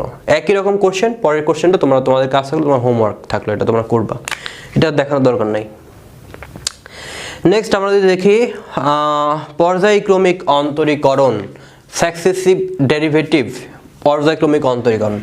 পর্যায়ক্রমিক অন্তরীকরণ মানে কি, একটা অন্তরীকরণকে আমি একবার কিংবা দুইবার কিংবা তিনবার অন্তরীকরণ করতে পারি, চারবার অন্তরীকরণ করতে পারি, অর্থাৎ এই ধরনের ম্যাথ আসলে একাধিকবার অন্তরীকরণ করতে বলে এবং সেটাকে আমরা বুঝে নিই আসলে সাকসেসিভ ডেরিভেটিভ কিংবা পর্যায়ক্রমিক অন্তরীকরণ। ওকে, সো আমি তোমাদের একটা জিনিস লিখে দিই, কোন একটা ফাংশনকে যখন একবার অন্তরীকরণ করব তখন এটা বোঝাই, অথবা সেটা হচ্ছে আমি এরকমও দিতে পারি, অথবা সেটাকে ডিওয়াই ডিএক্স দ্বারা চিহ্নিতকরণ করতে পারি, অথবা সেটাকে আমি একবার প্রাইম এরকমও দিতে পারি। সো প্রত্যেকটা জিনিস দ্বারা আমাদের বোঝায় আসলে একবার অন্তরীকরণ। সিমিলারলি আমি দুবার অন্তরীকরণ বোঝাই, তাহলে এখানে 2, এখানে আসলে 2 বোঝায় এরকম ব্র্যাকেট দেওয়া লাগবে। সো আবার এখানে এই জিনিসটা দিলে আমরা দুবার অন্তরীকরণ বুঝি, আবার এটাকে ডাবল প্রাইম দিলেও আমরা দুইবার অন্তরীকরণ বুঝে নিই। সো এখন কোন একটা ফাংশনকে আমরা যখন অন্তরীকরণ করব তখন আমাদের কোনো জায়গায় n এর অন্তরীকরণও বের করতে বলতে পারে। সো নর্মালি আসলে যদি দেয় তাহলে আমাদের এটা সাইন এবং কজ এর ক্ষেত্রে দিবে। সো এই ফর্মুলাটা একটু মুখস্থ রাখবা। ফর্মুলাটা কেমন আমি যদি তোমাকে একটু লিখে দিই তাহলে হয়তো বা জিনিসটা অনেকেই বুঝতে পারবে যে সাইন এক্স এর n-তম অন্তরজটা এক্স্যাক্টলি আসলে কি হবে। সো খেয়াল করো, সাইন এক্স এর n-তম অন্তরীকরণ, যদি আমি n-তম অন্তরীকরণের কথা যদি বলি, সাইন ax প্লাস b, এইটাকে যদি আমরা n-তম অন্তরীকরণ বলতে বোঝাচ্ছি এটা। ওকে, সো এইটার আসলে অন্তরীকরণটা কি হবে খেয়াল করো। এই ক্ষেত্রে আমাদের উত্তরটা হবে a নম্বর, আমাদের মনে হয় এটা a নম্বর উত্তর হবে। খেয়াল করে কিভাবে করবা, জাস্ট আমরা আমাদের যে জিনিসটা আছে যে সাইন ax প্লাস b, এই জিনিসটা আমি বসিয়ে দিলাম, ঠিক আছে। সাইন ax প্লাস b বসিয়ে দিলাম, তার সাথে আমার কি করতে হবে, জাস্ট π/2 যোগ করতে হবে। সো এটা সব থেকে বেটার হয় যে তুমি π/2টা সামনে নিয়ে আসো, ঠিক আছে, ax প্লাস b এরকম। সো এটা করলাম। এখন কি করতে হচ্ছে ভাই, এখন আমাকে যেটা করতে হবে যে আমাদের যে পাওয়ারটা n আছে, আমি এখানে জাস্ট কি করব, a আছে, a এর পাওয়ার n নিব আর সামনে আমাদের n গুণ করব, দ্যাটস ইট। ম্যাথ কিন্তু হয়ে গেছে, ঠিক আছে। একই রকম ভাবে তুমি কজের ফর্মুলা মুখস্থ রাখতে পারো। সাইনের ক্ষেত্রে যখন অ্যাপ্লাই করতেছি, কজের ক্ষেত্রেও তুমি এই ধরনের সূত্রগুলো মুখস্থ রাখলে হবে। অনেক সময় কি করে, n-তম অন্তরীকরণ না বলে আমাদের এখানে বলতে পারে 2তম বা 3তম অন্তরীকরণ বা 4তম অন্তরীকরণ, সেক্ষেত্রে কি করবো, এখানে 4 বসিয়ে দিলে ম্যাথটা ক্লোজ। সো এই ফর্মুলাটা একটু মুখস্থ রাখবা, ঠিক আছে। ঢাকা ইউনিভার্সিটি 12-13 সালে আসছিল। আমাদের পরের কোশ্চেনটা যদি দেখি, বলা হচ্ছে যে y = x+1 / x হলে আমাদের কোন অপশনটা অ্যাকচুয়ালি সঠিক। ওকে ফাইন, সো আমরা যদি একটু দেখি ম্যাথটা আসলে কিভাবে করতে পারি। আমাদের ম্যাথটা দেওয়া রয়েছে আসলে y = x+1 / x। খেয়াল করো, এই ম্যাথটা কিন্তু আমরা সহজে করতে পারি। কিভাবে, x বাই হচ্ছে x প্লাস 1/x, আমি এটা ভাগ করে নিলাম, তাহলে এখানে হয় 1/1 + x। সো আমি এটাকে যদি এখন অন্তরীকরণ করি তাহলে 1 কে করলে 0 আর এটাকে করলে হয় -1/x²। এখন আমরা একবার অন্তরীকরণ যদি একটু দেখি, আমাদের কিন্তু দেওয়া নেই, শুধুমাত্র এটা দেওয়া রয়েছে একবার অন্তরীকরণ, কিন্তু সেটা আমাদের মিলতেছে না, কাজে আমাকে আরেকবার অন্তরীকরণ করতে হবে। সো আরেকবার অন্তরীকরণ করলে আসলে কি হয় দেখো, dy dx আর এখানে হবে -x⁻²। দেখো এটা যখন উপরে যাচ্ছে তখন কিন্তু মাইনাস হয়ে যাচ্ছে। তো এখন আমি যদি এটাকে আরেকবার অন্তরীকরণ করি তাহলে আসলে কি হয় খেয়াল করো, মাইনাসটা থাকলো, এই যে -2 আছে সেই -2টার সামনে পড়বে x, এখানে হবে কি q। সো আমাদের উত্তর হচ্ছে দেখো 2/x³। দ্যাট মিনস আমাদের সামনে জাস্ট কি বসতেছে দেখো, x³ এখানে হচ্ছে d²y dx² হচ্ছে 2। সো এটা হচ্ছে আমাদের উত্তর। তাহলে আমরা দেখতে পাচ্ছি আমাদের উত্তর হচ্ছে সি নম্বর, আমাদের উত্তর হচ্ছে সি নম্বর। এখন আমরা যদি পরের কোশ্চেনে যাই, পরের কোশ্চেনটা দেখো। সো আমার মনে হয় না এই কোশ্চেনটা আসলে করে দেওয়া লাগবে, আই গেস এটা সবাই পারবে। খেয়াল করো কি করতে হবে, বলা হচ্ছে d² আর এখানে দেওয়া হচ্ছে dx², তার মানে হচ্ছে y কে তুমি দুইবার অন্তরীকরণ করবা, দেন এই মূল ফাংশনের সাথে যোগ করবা, করার পরে যেটা হবে সেটা আসলে অ্যান্সার। আমার মনে হয় এটা সবাই পারবা। দেন এটা কি পারা যাবে না ভাই, এর থেকে সহজ ম্যাথ আছে? এটাকে আমরা একবার অন্তরীকরণ করব আর একবার অন্তরীকরণ করব, করার ফলে উত্তরটা পেয়ে যাব। এটাকে করে cos x করলে হয় -sin x, sin x করলে হয় পজিটিভ cos x, যেটা পেলাম সেটাকে আরেকবার অন্তরীকরণ করবা, একদম simple math. Next case 7, special formula বলে লিখেছি আমি, স্পেশাল ফর্মুলা। আসলে এটার কোনো টাইপের নাম দিতে পারছিলাম না, আসলে এটা বলতে পারো যোগদীকরণের একটা ফর্মুলা থেকে অন্তরীকরণ আসছে। মানে তোমরা জানো যে অন্তরীকরণ করলে যে জিনিসটাকে অন্তরীকরণ করলে যোগদীকরণ পাওয়া যায়, এবং যোগদীকরণকে একই রকমভাবে যদি করা হয়, অন্তরীকরণ করা হয়, সেটা আবার পূর্বের অবস্থায় ফিরে আসে। সো আমরা এখন এই ফর্মুলাটা একটু দেখব। খেয়াল করি, সো এটা আসলে যোগজীকরণের কিন্তু একটা গুরুত্বপূর্ণ ফর্মুলা আছে, বাট সেই ম্যাথটা আমাদের অন্তরীকরণের জন্য দিয়ে দিয়েছে। সো খেয়াল করো আমাদের যেটা দেওয়া রয়েছে, আমি তোমাদেরকে একটা ফর্মুলা লিখে দিই, লেখো y ইকুয়াল লন, এখানে ধরো এমন থাকলো যে x plus minus root over x square plus minus a square কিংবা এ, তুমি যাই বলো না কেন অসুবিধা নাই, প্লাস মাইনাস এ স্কোয়ারে বলতে পারো, এ বলতে পারো, সমস্যা না। তো এই ম্যাথের ডিওয়াই ডিএক্স এর উত্তরটা আসলে কত হবে একটু মাথায় রাখবা, সেটা হচ্ছে যে আমাদের এক্স এর পরে রুটের আগে যে চিহ্ন থাকবে সেই চিহ্নটা এখানে বসালাম, বসানোর পরে যে জিনিসটা থাকবে 1 বাই এটা করলে উত্তরটা হয়ে যাবে 1 by x square plus minus a square. উত্তরটা হয়ে গেছে। কি করতে হবে ভাই, রুটের আগে প্লাস থাকলে প্লাস, মাইনাস থাকলে মাইনাস, ফাইন বসা দিলাম, 1 বাই যেটা আছে সেটা বসিয়ে দাও, উত্তর ক্লোজ। তাহলে উত্তর কত খেয়াল করো, এখানে প্লাস আছে তাই সামনে প্লাস, তাহলে 1 by root over x square plus 1 by root over x square plus 1, উত্তর হয়ে গেছে। ম্যাথ কিন্তু করা লাগতেছে না, রাইট। নেক্সট কোশ্চেনটা যদি দেখি, নেক্সট দেখো এই কোশ্চেনটা আমরা বলতে পারি plus root over x square plus a square, তাহলে উত্তর হচ্ছে সামনে plus 1 by root over x square plus a square. এই দেখো উত্তরটা পেয়ে গেছে, এটাও 2 নম্বর উত্তর হয়ে গেছে। Okay fine. সো আমরা এখানে 2টা কোশ্চেন ছিল। এখন আমরা এই অধ্যায়ের লাস্ট টাইপটা শিখব, সেটা হচ্ছে ঢাল, স্পর্শক ও অভিলম্ব। সো ঢাল, স্পর্শক ও অভিলম্ব মোটামুটি বেশ গুরুত্বপূর্ণ, স্পেশালি তোমাদের জন্য ঢাকা ইউনিভার্সিটিতে ঢাল নির্ণয় ম্যাথটা আসার পসিবিলিটি অনেক বেশি। আমার যতদূর ধারণা যে 2021-22 সেশনের জন্য ঢাল টপিকটা বেশ গুরুত্বপূর্ণ। সো এখন আমরা ঢাল, স্পর্শক, অভিলম্ব, প্রথমে ঢাল নির্ণয় শিখবো। খেয়াল করি এটা আমাদের এখন টাইপ 7 এর ভিতরে, টাইপ 8 এর ভিতরে চলে আসছি। So last type. সো আমরা যদি একটু দেখি আসলে ঢাল বলতে আসলে কি বোঝানো হচ্ছে। খেয়াল করি ঢাল, দেখো খেয়াল করো ভাই, ধরো এক্স অক্ষ, এটা ওয়াই অক্ষ, এটা হচ্ছে আমাদের একটা গ্রাফ, ঠিক আছে, একটা বক্ররেখা, এটা একটা বক্ররেখা। এখন আমি যদি এই পয়েন্টে, কোন একটা পয়েন্টে স্পর্শকের সমীকরণ বের করতে চাই, তাহলে ওই পয়েন্টে আমার আসলে একটা ঢাল লাগে। সো এই ঢালের ভ্যালুটা আমরা বের করব। খেয়াল করো ঢালটা আসলে কেমন, আমি এটাকে স্পর্শক টেনে দিলাম, খেয়াল করো। এখন আমি একটা কাজ করতে পারি, সেটা হচ্ছে এই যে বিন্দুটাকে ধরে নিচ্ছি হচ্ছে x1 y1। এখন ভাই এই যে এক্স অক্ষ আছে, এক্স অক্ষের সমান্তরাল করে আমি একটা রেখা দিলাম, ওয়াই অক্ষ সমান্তরাল করে আমি এখানে একটা রেখা দিলাম। দেওয়ার ফলে আমাদের যে অ্যাঙ্গেলটা আছে এখানে যে অ্যাঙ্গেলটা আছে সেটাকে আমি থিটা ধরে নিলাম। তো আমি যেহেতু খুবই ক্ষুদ্র পরিমাণ সরণ ধরেছি তাই এখানে dx দিব, খুবই ক্ষুদ্র পরিমাণ সরণ ধরলাম তাই এখানে dy দিলাম। দেওয়ার ফলে আমরা জানি যে এখান থেকে যে পরিমাণ আসলে আমি যদি একটা রেখা দিয়ে দিই, এখান থেকে যে পরিমাণ কোণ করবে সেই সেম পরিমাণ কোণ কিন্তু সে এখানেও করবে। করার ফলে আমাদের একটা জিনিস যে জানি ডেফিনেশনটা, সেটা কি ঢাল। ঢালের ডেফিনেশন বলা হচ্ছে এক্স অক্ষের বাস্তব ধনাত্মক দিকের সাথে যে কোণ করে সেই কোণের ট্যানজেন্টের ভ্যালুকে ঢাল বলা হয়। এক্স অক্ষের বাস্তব ধনাত্মক দিকের সাথে, বাস্তব ধনাত্মক পজিটিভ প্লাস, দেখো এটা পজিটিভ দিকে আছে, সো পজিটিভ দিকে বাস্তব ধনাত্মক দিকের সাথে যে কোণ করে সেই কোণের ট্যানজেন্টের ভ্যালু হচ্ছে ঢাল। সো এখন এই ট্যান থিটা মানে কি, এখান থেকে অ্যাপ্লাই করো লম্ব বাই কি, লম্ব বাই ভূমি না, সো ডিওয়াই ডিএক্স লেখা দেয় না। তাহলে আমরা এম মানে আসলে কি বুঝি ভাই, এম মানে বোঝায় আসলে ডিওয়াই ডিএক্স, তার মানে কোন একটা ফাংশনকে একবার অন্তরীকরণ মানে বোঝায় সেটা আসলে ডিওয়াই ডিএক্স, দ্যাট সেটা হচ্ছে ঢাল। আর যদি কোনো বিন্দুতে বোঝায় তাহলে সেই বিন্দুটা জাস্ট বসিয়ে দিলে হয়ে গেল। সো বিন্দু বসানো তো কোনো প্যারা নেই, রাইট। সো বিন্দু বসালে কি হবে, এখানে x1 এই বিন্দুতে যদি বলা হয় x1 এবং y1 বসিয়ে দিলে আসলে ম্যাথটা হয়ে গেল। ওকে, সো আমরা এখন তাহলে ঢালের ভ্যালু, এই ঢালের ভ্যালুটা আমরা বের করব। যে কোনো পয়েন্টে আমরা ঢালের ভ্যালু, যে কোনো ম্যাথ আমরা করতে পারি এই সূত্র দিয়ে। সো একবার অন্তরীকরণ করা মানে হচ্ছে সেটা আসলে ঢাল বোঝায়।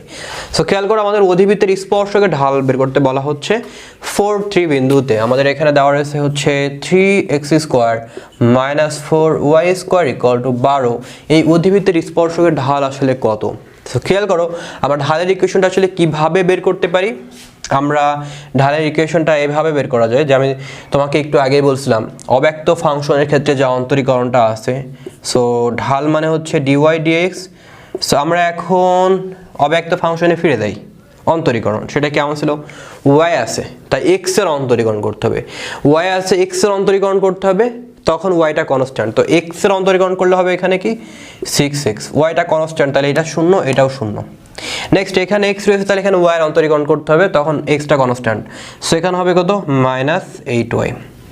এবং তুমি জানো সূত্রে একটা মাইনাস হয়, তো মাইনাস মাইনাসে পজিটিভ হয়ে যায়, সো আমাদের এখানে থাকে কি 3x বাই হচ্ছে 4y। এখন আমাদের বিন্দু বসাতে হবে কত 4 আর 3, সো x এর ভ্যালু কত 4, y এর ভ্যালু কত 3, সো x এর ভ্যালু কত 4, y এর ভ্যালু কত 3, তো 3 এ 4 12, 19 3 4 12, উত্তর 1, বি নম্বরটা উত্তর হবে। নেক্সট কোশ্চেনটা দেখো, নেক্সট কোশ্চেনে বলা হচ্ছে যে আমাদের কোন মানের জন্য y x + 1/x বক্ররেখাটির ঢালটা শূন্য হবে, x এর কোন মানের জন্য। আমাদের এখানে বলে দেওয়া রয়েছে যে কন্ডিশনটা দেওয়া রয়েছে সেটা হচ্ছে যে ঢালটা শূন্য হবে। সো কোন মানের জন্য ঢালটা শূন্য হবে, তো ঢাল মানে কি dy dx, তাহলে ঢাল কত বলা হচ্ছে শূন্য। ঢাল শূন্য হলে x এর মান কত, তাহলে আমরা এটাকে একবার অন্তরীকরণ করব না, দেখো তো ddx, এখানে x + 1/x y এর ভ্যালুটা বসাই দিলাম, সো x কি করলে হয় 1 আর 1/x কে অন্তরীকরণ করলে হয় -1/x² = 0, so 1 = 1/x², so x² = 1, so x +-1, so x এর ভ্যালু যখন +-1 তখন আমাদের উত্তরটা হচ্ছে আসলে এই যে x +-1, সো তখন উত্তরটা হচ্ছে ঢালের ভ্যালুটা 0 হচ্ছে। সো আমরা পরের কোশ্চেনটা যদি দেখি, ঢাকা ইউনিভার্সিটির 2002 সালে আসছিল যে কোশ্চেনটা, আমরা যদি সেটা একটু দেখি, দেখো 3x² - 7y² + 4xy - 8x = বক্ররেখার -1 1 বিন্দুতে স্পর্শকের ঢাল। সো এখন এটা কি পারা যাবে না, তুমি এটা কি dy dx বের করতে পারবা না, তুমি অব্যক্ত ফাংশনে চলে যাও না। আমি অব্যক্ত ফাংশনটা করিয়েছি না, ওই কেসটা করিয়েছি না, অব্যক্ত ফাংশনের কিভাবে অব্যক্ত ফাংশনের অন্তরীকরণ করতে হয় ওই শর্টকাট টেকনিক অ্যাপ্লাই করে ম্যাথটা করো, দেন বিন্দুটা বসাও, ম্যাথ ক্লোজ। বুঝতে পারছো বিষয়টা, মূলত আমি এই টাইপটা ওখানে করাতে চেয়েছিলাম, বাট যেহেতু ঢালের ভিতরে পড়ে সো আমি ভাবলাম দুইটাকে আলাদাভাবে ভাগ করে দিলে তোমাদের হয়তো বুঝতে সুবিধা হবে। দেখো ভাই এই ম্যাথটা পারা যাবে না, এখন এই ম্যাথটার মনে আছে তোমাদের করাইছিলাম, কি হয়েছিল উত্তর -x/y হয়েছিল, মনে করে দেখো তো -x/, একটা ম্যাথ করছিল না যে x² + y² = 4, সেইটার আসছিল এরকম। তো ভাই 4 এর জায়গায় 25 দিলে অসুবিধা, যেহেতু কনস্ট্যান্ট উত্তর তো চেঞ্জ হবে না, তো ভ্যালু বসায় দাও। আমাদের উত্তর তো এটা -x কত, x মানে 3 আর y মানে হচ্ছে -4, সো উত্তর 3/4, উত্তর 3/4। দেখো তুমি দেখো তাহলে বুঝতে পারবে। সো নেক্সট দেখো ঢালের পরিমাণ আরও বিভিন্নভাবে আসছে, নতি মানেও ঢাল, মাথায় রাখবা নতি মানে হচ্ছে ঢাল, একই রকমভাবে dy dx করবা, ম্যাথ পেয়ে যাবা।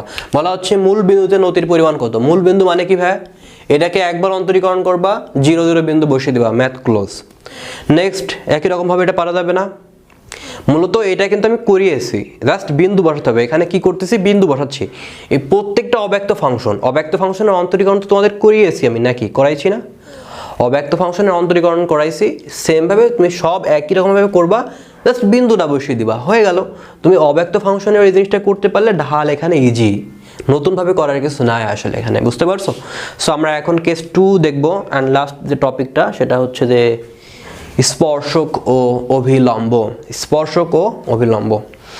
ওকে, সো প্রথম যে কোশ্চেনটা দেখো, ঢাকা ইউনিভার্সিটি 14-15 সালে, একটু ভালো করে খেয়াল করবা এবং ম্যাথটা খুব ভালোভাবে করবা। আমি জানি না কি হবে, বাট আমার মনে বলতেছে যে এই কোশ্চেনটা হুবহু তুলে দিতে পারে ঢাকা ইউনিভার্সিটি 21-22 সেশনের জন্য।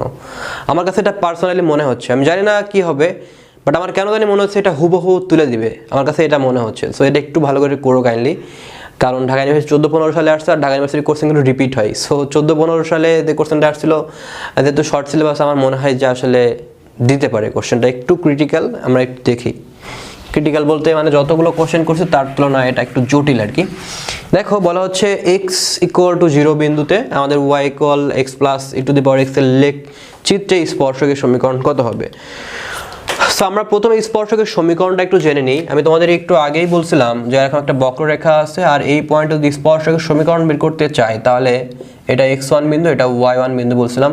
সো একটা বিন্দুতে গেলে সরলরেখার সমীকরণ তোমরা সবাই জানো, একটা বিন্দু গেলে সরলরেখার সমীকরণ কি, y - y1 = m × x - x1। এখন যদি আমি স্পর্শক বের করতে চাই, স্পর্শক, সো এই স্পর্শকের জন্য আমাদের mটা হয় dy dx, কি হয়, mটা হয় dy dx, কথা কি বুঝতে পারছো। আচ্ছা, সো এই পয়েন্টে আমাদের ঢালের ভ্যালুটা আমরা জানি। এখন যদি অভিলম্বের সমীকরণ বের করতে চাই, অভিলম্ব মানে কি, এই বিন্দুতে জিনিসটা লম্বভাবে আছে। সো এই অভিলম্বের যে ইকুয়েশনটা, এই রেখার ইকুয়েশনটা বের করতে বলা হচ্ছে। যদি এমন কখনো হয়, খেয়াল করো, আমি এই ঢালটা ধরে নিলাম এম, আর এটাকে ধরে নিলাম, এই অভিলম্বের সমীকরণের ঢাল ধরে নিলাম m1। দেখো, মানে স্পর্শকের যদি m ধরি তাহলে অভিলম্ব ধরে নিচ্ছি m1। আচ্ছা, সো স্পর্শকের সমীকরণ এটা গেল। এখন অভিলম্বের সমীকরণের জন্য কি হবে, y - y1। এখানে আমি m1 চিন্তা করতেছি, যেহেতু আমি অভিলম্বের সমীকরণ বের করতেছি, তাই অভিলম্বের ঢাল লাগবে। আমরা জানি যে পরস্পর দুইটা রেখার ঢাল যদি পরস্পর লম্বভাবে থাকে তাহলে সেটা হচ্ছে -1 ধরা লাগে। So m1 = -1/m। So ultimately 1/m মানে হচ্ছে dy dx। সো যদি কখনো আমাদের এই m1 এর ভ্যালুটা এরকম বসিয়ে দিই, -1/dy dx যদি বসাই দিই, তাহলে আমরা সেটা পাবো হচ্ছে অভিলম্বের সমীকরণ। এটা হচ্ছে অভিলম্ব, ঠিক আছে। তাহলে এখন আমরা প্রথমে যেটা করব সেটা হচ্ছে স্পর্শকের সমীকরণ। নর্মালি ঢাকা ইউনিভার্সিটিতে আসলে অভিলম্বের সমীকরণ দেয় না বললে চলে, বাট তাও তোমাদের একটু দেখিয়ে দিলাম আর কি। স্পর্শক দিয়ে দেয়, নর্মালি স্পর্শক এবং ঢালই দেয়, অভিলম্ব দেয় না বললে চলে। তারপরে তোমাদের একটু দেখালাম আর কি, ঢালের পরিমাণ চেঞ্জ করে দিলে অভিলম্ব পাওয়া যায়। এখন বলা হচ্ছে স্পর্শকের সমীকরণ। দেখো, আমাদের x = 0 বিন্দু, তাহলে আমাদের কিন্তু এখন একটা বিন্দু লাগবে। একটা বিন্দুতে গেলে সরলরেখার সমীকরণ বের করতে হবে না, স্পর্শকের সমীকরণ বের করতে গেলে। সো আমরা একটা কাজ করি, y = x + e⁻x। আমি x এর ভ্যালুটা বসিয়ে দিই 0, এখানে e⁻0। সো 0 প্লাস এখানে 1। তাহলে দেখতে পাচ্ছি x এর ভ্যালু যখন 0, তখন y এর ভ্যালু হচ্ছে 1। সো স্থানাঙ্কটা 0 1। সো 0 1 বিন্দুতে গেলে সরলরেখার সমীকরণ কি হবে, y - 1 m × x - 0। এখন আমাদের ঢাল লাগবে, ঢাল।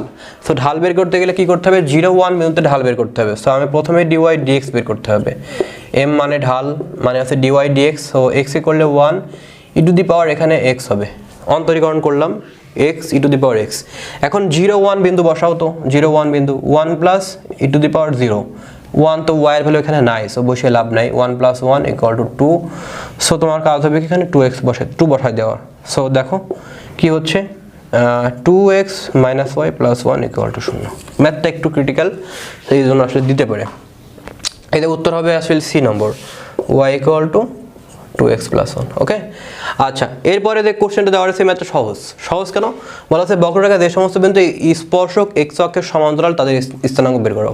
আচ্ছা, খেয়াল করো, আমি এখান থেকে আরেকটা জিনিস তোমাদের একটু শেখাই, যে স্পর্শকের আমাদের আসলে আরেকটা জিনিস এখানে গুরুত্বপূর্ণ। সেটা হচ্ছে যে স্পর্শকের জন্য আসলে কি হয়। দেখো, স্পর্শকের জন্য আমরা যখন এই স্পর্শক বের করি, আসলে এই যে স্পর্শকটা বের করতেছি, আমি বলতেছি এই পয়েন্টে স্পর্শকের সমীকরণ বের করো। এখন এই রেখাটা যদি খাড়াভাবে দিয়ে দিই, খাড়া, খেয়াল করো, আমি যদি এই পয়েন্টে বের করতে চাচ্ছি, সে মনে করো একদম খাড়া আছে, অথবা কোনো একটা বিন্দুতে এরকম আছে, ঠিক আছে। তো খেয়াল করো ভাইয়া, যখন এই বরাবর থাকতেছে, তার মানে আমাদের কোণ কত, কোণ থিটাটা কত, 0 ডিগ্রি না, প্যারালাল না, x অক্ষের প্যারালাল না। তো প্যারালাল হলে কি হয়, আমরা জানি m = tan θ। আর এটা মানে আবার জানি যে dy dx। আবার খেয়াল করো, যেহেতু tan θ জানি, সো tan কত ডিগ্রি হচ্ছে ভাই দেখো তো, যখন আমি বলতেছি x অক্ষের সমান্তরাল, কিংবা আমি বলতেছি y অক্ষের উপর লম্ব। দেখো, এটা y অক্ষ, x অক্ষের সমান্তরাল মানে কি, y অক্ষের উপর লম্ব না, y অক্ষের উপর লম্ব আর x অক্ষের সমান্তরাল। সো যখন x অক্ষের সমান্তরাল কিংবা y অক্ষের উপর লম্ব, তখন আসলে এখানে 0 ডিগ্রি হবে, তার মানে এখানে dy dx এর ভ্যালু হবে 0 যখন x অক্ষের সমান্তরাল। এখন আমি যদি বোঝাই, এই রেখা দিয়ে যদি বুঝতে চাই যে কোন একটা জিনিস আমাদের x অক্ষের উপর লম্ব আছে, x অক্ষের উপর লম্ব কিংবা y অক্ষের সমান্তরাল, দেখো y অক্ষের সমান্তরাল কিংবা x অক্ষের উপরে লম্ব। তো যদি y অক্ষের সমান্তরাল কিংবা x অক্ষের উপর লম্ব হয়, তখন আমাদের কোণটা কত, কোণটা কিন্তু 90 ডিগ্রি। সো dy dx এর মানে হচ্ছে এখানে tan 90 ডিগ্রি, আর tan 90 ডিগ্রি মানে হচ্ছে 1/0। সো খাতায় ভালো করে লিখে রাখো, খাতায় সুন্দর করে লিখে রাখো, যদি স্পর্শকের সমীকরণ x অক্ষের সমান্তরাল কিংবা y অক্ষের উপর লম্ব হয়, তাহলে dy dx 0। অথবা যদি স্পর্শকের সমীকরণ y অক্ষের সমান্তরাল কিংবা x অক্ষের উপর লম্ব হয়, তখন এই জিনিসটা হয়। সো ভাই কাইন্ডলি একটু লিখে রাখো কষ্ট করে, ওকে। এখন দেখো, তাহলে বলা হচ্ছে বক্ররেখার যে সমস্ত বিন্দু স্পর্শক x অক্ষের সমান্তরাল তাদের স্থানাঙ্ক বের করো। সো x অক্ষের সমান্তরাল হলে কি হয়, dy dx টা 0 হয়। সো আমরা এখন এটাকে কি করব, dy dx। সো এখানে ক্যালকুলেশন করলে হয় 3x² - 12, এটুকুই একবার অন্তরীকরণ করো 3x² - 12 16 করলে হয় 0। সো এটার স্পর্শকের সমীকরণ কত? 0। একবার অন্তরীকরণ করলাম 0। সো এখন আমরা যদি ক্যালকুলেশন করি 3x² = 12, so x² = 4, so x = +-2। So x এর ভ্যালু কি হচ্ছে? x এর ভ্যালু হচ্ছে -2 একটা, x এর ভ্যালু একটা +2। তো যখন x এর ভ্যালু যখন -2 তখন এখানে বিন্দু বসাও, বসে একটা স্থানাঙ্ক পাবা আর একটা -2 বসিয়ে পাবা। এছাড়া আমরা উত্তর ইজিলি বলে ফেলতে পারি। সেটা কিভাবে দেখো ভাই, বি নম্বর সি নম্বর কোথায় 2 এবং -2 আছে। দেখো এখানে কিন্তু 4 এবং -4 আছে, এখানে 2 এবং -2 আছে। আচ্ছা তাহলে আমাদের একটু ক্যালকুলেশন করতে হবে আসলে, কারণ এখানে অনেক কিছু দেওয়া রয়েছে। সো -2 বসাবা, এখানে বসানোর পরে একটা y পাবা, আর +2 বসাবা, বসানোর পরে একটা y পাবা। বসানোর পরে যেটা হবে সেটা এখানে উত্তর হবে। ঠিক আছে, এটা একটু ক্যালকুলেশন করবা তাহলে হবে। নেক্সট আমরা একটু বিশেষ ক্ষেত্র নাম দিয়েছি, বিশেষ ক্ষেত্র। কেননা আমরা যতগুলো ম্যাথ করেছি সেই ম্যাথের একটা স্পেশাল কেস হচ্ছে এটা। সো আমরা এটা নাম দিয়েছি বিশেষ ক্ষেত্র। সো এই জন্য আমরা এখন দেখো এই ম্যাথটা আসলে কীভাবে করতে পারি খেয়াল করো। আমি তোমাদের একটা থিওরি প্রুভ করাবো এবং সেই থিওরি যদি তুমি জানতে পারো বা বুঝতে পারো তাহলে যে কোনো ম্যাথ আসলে হয়ে যায়। সে খেয়াল করো, আমি যদি তোমার কাছে এরকম কোনো একটা ম্যাথ দিই, দেখো কে এর কোন মানের জন্য y = kx 1 - x, বক্ররেখাটির মূল বিন্দুতে স্পর্শকটি x অক্ষের সাথে তার 30 ডিগ্রি কোণ করে। তো 30 ডিগ্রি না দিয়ে আমি একটা কাজ করি, আমি তোমাকে বলতেছি, তোমার খাতায় একটু লেখো কাইন্ডলি। আমি তোমাকে বলতেছি যে কে এর কোন মানের জন্য y = এখানে আমি একটা নাম দিই m kx 1 - x, অর্থাৎ সামনে আমি এক্সটা m দিয়েছি। দেখো খেয়াল করো, কে এর কোন মানের জন্য, একটু খাতায় লেখো তোমরা, কে এর কোন মানের জন্য y = m kx 1 - x, বক্ররেখাটির মূল বিন্দুতে স্পর্শকটির x অক্ষের সাথে থিটা কোণ উৎপন্ন করে। থিটা কোণ কি করে? উৎপন্ন করে। খেয়াল করো, বললাম কি কে এর কোন মানের জন্য আমি 30 ডিগ্রি জায়গায় ধরলাম আছে থিটা, আর এখানে আমি m ধরে নিলাম। ধরার পরে এখন আমরা কিভাবে করতে পারি খেয়াল করো। সো আমরা জানি বক্ররেখাটির মূল বিন্দুতে স্পর্শকের সমীকরণ। সো আমরা এখন একটা কাজ করব, যেহেতু মূল বিন্দুতে স্পর্শকের সমীকরণ বের করতে বলা হচ্ছে, এই দেখো মূল বিন্দুতে স্পর্শকের সমীকরণ বের করতে বলা হচ্ছে। এরকম একটা বক্ররেখা আছে, এই যে মূল বিন্দুতে স্পর্শকের সমীকরণ। সো মূল বিন্দুতে স্পর্শকের সমীকরণ মানে কি? একটা বিন্দুতে গেলে সরলরেখার সমীকরণ কি হয়? y - 0 m * x - 0। সো আমরা এখন পাবো কি y = mx। এখন m মানে কি? m মানে আছে dy dx। তো dy dx বের করি আমরা এখান থেকে, dy dx টা বের করি। সো dy dx মানে কত? m টা কনস্ট্যান্ট, k টা কনস্ট্যান্ট, ফাইন। m টা কনস্ট্যান্ট, k টাও কি কনস্ট্যান্ট। Okay fine. এখন আমাদের এখানে কি আছে দেখো তো ভাই, আমি একটু ক্যালকুলেশন করি তাহলে সবচেয়ে ভালো হয়। m কে x - x²। সো আমাদের এখন এই যে জিনিসটা আছে এইটাকে আমরা এখন অন্তরীকরণ করব। x কে করলে হয় 1, এটাকে করলে হয় 2x। এখন বলা হচ্ছে এটা মূল বিন্দুতে আমাদের বের করতে হবে। সো মূল বিন্দু যদি বের করি m কে 1 - 2 * 0, সো আমাদের এখানে শুধুমাত্র থাকে হচ্ছে m কে। ক্লিয়ার না ব্যাপারটা? সো দেখো মূল বিন্দুতে স্পর্শকের সমীকরণ আমরা বের করলাম, সরি স্পর্শক না, ঢাল বের করলাম। মূল বিন্দু স্পর্শকটি x অক্ষের সাথে 30 ডিগ্রি কোণ করে কে এর কোন মানের জন্য বক্ররেখার মূল বিন্দুতে। ঠিক আছে, আবার আমরা আরেকটা জিনিস জানি যে এখানে আমরা যদি খেয়াল করি আমরা থিটা কোণ উৎপন্ন করতেছে না। সো আমরা m মানে কি জানি, বা dy dx মানে কি জানি, tan থিটা। সেটা কি জানি? tan theta. তাহলে খেয়াল করো, আমি বলতে পারি না যে মূল বিন্দু স্পর্শকের যে সমীকরণ সেটা তখন থিটা কোণ উৎপন্ন করছে tan থিটা, সেটা সমান হবে আসলে। তাহলে কি আমি বলতে পারি না এখানে আসলে tan থিটা হবে? কি হবে? tan থিটা হবে। তাহলে আমাদের আলটিমেট কি জিনিস আসতেছে খেয়াল করো তো ভাইয়া, লাস্ট যে ফাইনাল লাইনটা কি আসতেছে খেয়াল করো তো। এই টাইপের ম্যাথ যদি থাকে লাস্ট আসতেছে tan থিটা, সামনে কি আসতেছে এই যে m কে, মানে x এর সাথে যেটা থাকছে সেইটা ইকুয়াল tan থিটা। x এর সাথে যেটা থাকছে সেটা ইকুয়াল টু tan থিটা। ম্যাথটা হয়ে গেছে। আমাদের এই লাইনটা মুখস্থ রাখলে হবে, এটা হচ্ছে শর্টকাট, এটা হচ্ছে শর্টকাট। ঠিক আছে, সো আমি তোমাদের এখন একটু দেখাই, খেয়াল করো ভাই কিভাবে করতে হবে। x এর সাথে কি আছে? x এর সাথে শুধুমাত্র k আছে, এখানে কোনো ডিজিট নাই। x এর সাথে কি আছে? k। এটা মানে কি? এটা মানে tan থিটা। তো থিটা কত দেওয়া রয়েছে ভাই? 30 ডিগ্রি। উত্তর শেষ, 1/√3। এই কোশ্চেনটা করালাম আমি। এখন আমি পরের কোশ্চেনটা যদি দেখি একটু দেখো, পরের কোশ্চেনটা দেখো, এ এর কোন মানের জন্য একই রকম ম্যাথ, তাহলে এক্স এর সাথে কোনটা আছে, এক্স এর সাথে এ আছে, equal to tan theta, tan কত 60 ডিগ্রি, তাহলে উত্তর হবে √3। একই রকম ম্যাথ, আগে 1/√3 ছিল, এখন হচ্ছে √3। এই যে, আর যদি এমন থাকতো যে এই যে 4a দেওয়া আছে, মনে করো এখানে 4ax দেওয়া আছে, তাহলে এখানে 4 হতো, তাহলে 4 দিয়ে ভাগ করতাম। কথা বুঝছো না বিষয়টা? এখন আমি যদি এই কোশ্চেনটা দিকে যাই, দেখো এই কোশ্চেনটা দিকে যাই, দেখো আমাদের এখানে কি দেওয়া রয়েছে, kx + 2x + √3, তাহলে এই ক্ষেত্রে আমাদের কি হবে, 30 ডিগ্রি কোণ দেওয়া রয়েছে না, সো 30 ডিগ্রি এতে উত্তর হবে 1/√3। এখন বলতে পারো ভাইয়া আমাদের এখানে তো kx 1 - x, এখানে তো 2x প্লাস হচ্ছে √3 আছে, সো এটা কিভাবে হবে? সো আমরা একটু খেয়াল করে দেখো, আমরা ক্যালকুলেশন করে দেখি। আমরা একটা পার্ট জানি m = tan থিটা, আরেকটা পার্ট কি জানি, আরেকটা পার্ট জানি হচ্ছে যে dy dx, এটা হচ্ছে মূল বিন্দুতে করা লাগবে। সো আমরা এখন খেয়াল করি, আমরা আগে হচ্ছে মূলবিন্দু পরে বসা, আমরা আগে করে নিই। দেখো আমাদের এখানে কে, এখানে আমাদের কি থাকবে, কে 2x² + √3x, ফাইন। এখন আমরা এটাকে কি করব, আমরা এটাকে একবার অন্তরীকরণ করব। সো এটাই করলে হবে 4x, এটাই করলে হবে √3। দেখো এটাই করলে কত হচ্ছে, দেখো কে এখানে হচ্ছে, ঠিক আছে সব কিছু ঠিক আছে, 4x আর এখানে √3, ওকে ফাইন। নেক্সট আমরা কি করব, এখানে 0 0 বিন্দু বসাই। সো 0 0 বিন্দু বসালে কি হচ্ছে, দেখো কে এখানে হচ্ছে কত, এখানে হচ্ছে 4 × 0 প্লাস হচ্ছে √3। সো আমাদের এখানে হচ্ছে k × √3, that means √3 × k equal to আমাদের tan কত ডিগ্রি, tan হচ্ছে 30 ডিগ্রি, মানে হচ্ছে 1/√3।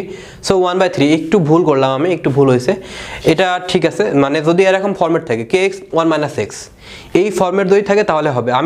আমার কাছে যেটা মনে হয়, যদি 1 - x ফরম্যাটটা থাকে তাহলে খুবই ইজিলি আমরা করে ফেলতে পারছি। আদারওয়াইজ তুমি একটু ভেঙে করাটা বেটার, কারণ এখানে আমাদের √3 আছে।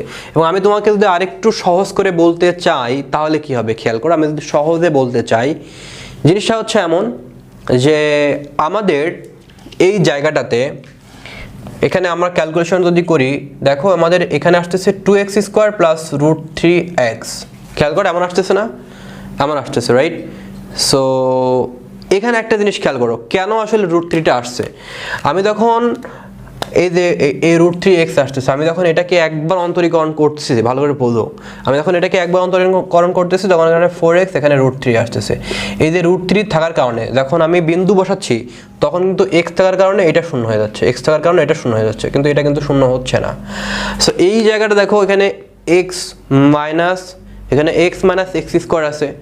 সো এই জায়গাটা তুমি যদি খেয়াল করো যে x - x², সো এটাকে যদি আমরা অন্তরীকরণ করি তাহলে পুরো জিনিসটা আসলে আমাদের থাকতেছে না। আর এই জন্য আমরা কিন্তু ইজিলি বলে ফেলতে পারছি, বাট এই ক্ষেত্রে আমাদের কিন্তু এমনটা না। আসলে আমাদের প্রথমে কি করতেছি, আমরা গুণ করতেছি যে 2x² √3x। সো আমি যদি এটাকে একবার অন্তরীকরণ করি তাহলে আসলে যে জিনিসটা আসে সেটা হচ্ছে যে, আমি তোমাকে কিন্তু দেখালাম যে এটাকে একবার অন্তরীকরণ করলে কি আসতেছে, দেখো যে 4x আর √3x করলে হয় √ ঠিক আছে। এখন আমি যদি এই জিনিসটাকে হচ্ছে বিন্দু বসাই, এখানে কি আসতেছে দেখো 4 × 0, সো আমাদের এই √3টা আসলে থেকে যাচ্ছে। সো ক্যালকুলেশন করলে আসলে 1/3 হবে উত্তর। বুঝতে পারছো? ঢাকা ইউনিভার্সিটি 2020-21 সেশনে আসছিল, কোশ্চেনটা একটু গোড়ায় পেছায় আসছিল বলতে পারো। তো যাই হোক, মোটামুটি তোমরা হয়তো বুঝতে পারছো যে আসলে কিভাবে ম্যাথগুলো করতে হবে, কেমনে করতে হবে। আই গেস তোমরা একটা মোটামুটি বেশ ধারণা পাইছো, ঠিক আছে। সো মোটামুটি আজকে এই অধ্যায়টা এখানে শেষ হচ্ছে, এরপরে নাই আর কিছু আসলে আলোচনা। আর একটা জিনিস আছে, সেটা হচ্ছে গুরুমান লঘুমান। তো ঢাকা ইউনিভার্সিটিতে ভাই গুরুমান লঘুমান একবারই আসছিল 2017-18 সেশনে, এরপর আর আসে নাই। সো গুরুমান লঘুমান থেকে আসার পসিবিলিটি খুবই কম। তবে যদি কখনো চলে আসে তাহলে আমি বলবো এই ম্যাথটা না করাটা বেটার, কারণ গুরুমান লঘুমান যদি ম্যাথ দেয় ভাই, অনেক বড় ম্যাথ করতে গেলে অনেক সময় লাগবে। এই সময় তুমি অন্য আরও 3-4টা ম্যাথ তুমি ইজিলি করে ফেলতে পারবে। এজন্য আমি বলবো যে আসলে তোমার গুরুমান লঘুমান না করাটা বেটার হবে, বেটার অপশন, ঠিক আছে। তাহলে আমরা অন্তরীকরণ পার্টটা মোটামুটি এখানে শেষ করলাম। এরপর আমরা অন্য কোনো চ্যাপ্টার নিয়ে আলোচনা করব, এবং আশা করা যায় আজকের ক্লাসটা তোমাদের ভালো লেগেছে। তো যদি ভালো লেগে থাকে তাহলে অবশ্যই তোমার বন্ধুদের আসলে বলো আমাদের কোর্সের বিষয়ে, আশা করা যায় তারাও উপকৃত হবে এবং তোমাকে হয়তো বা একটা হলেও থ্যাঙ্কস দিবে। আমার বিশ্বাস যে তোমরা যদি আমার ম্যাথ কোর্সটা পুরো প্রথম থেকে শেষ পর্যন্ত করতে পারো, ইনশাল্লাহ ঢাকা ইউনিভার্সিটিতে খুব ভালো একটা মার্কস তুলতে পারবে। কারণ আমি দেখো প্রত্যেকটা টাইপ আলাদাভাবে সাজাইছি, কোন টাইপের ভিতরে কোন ম্যাথগুলো আছে সেগুলো খুব সুন্দর করে আমি লিখে দিয়েছি। দেন এভাবে আমি প্রত্যেকটা ম্যাথ কিন্তু হাতে কলমে ভালোভাবে সলভ করার চেষ্টা করতেছি। আই গেস তোমরা বুঝতে পেরেছো। সো ক্লাসটা এখানে শেষ করতেছি, সামনের ক্লাসে দেখা হবে। সেই পর্যন্ত সবাই ভালো থাকো, সুস্থ থাকো, আল্লাহ হাফেজ।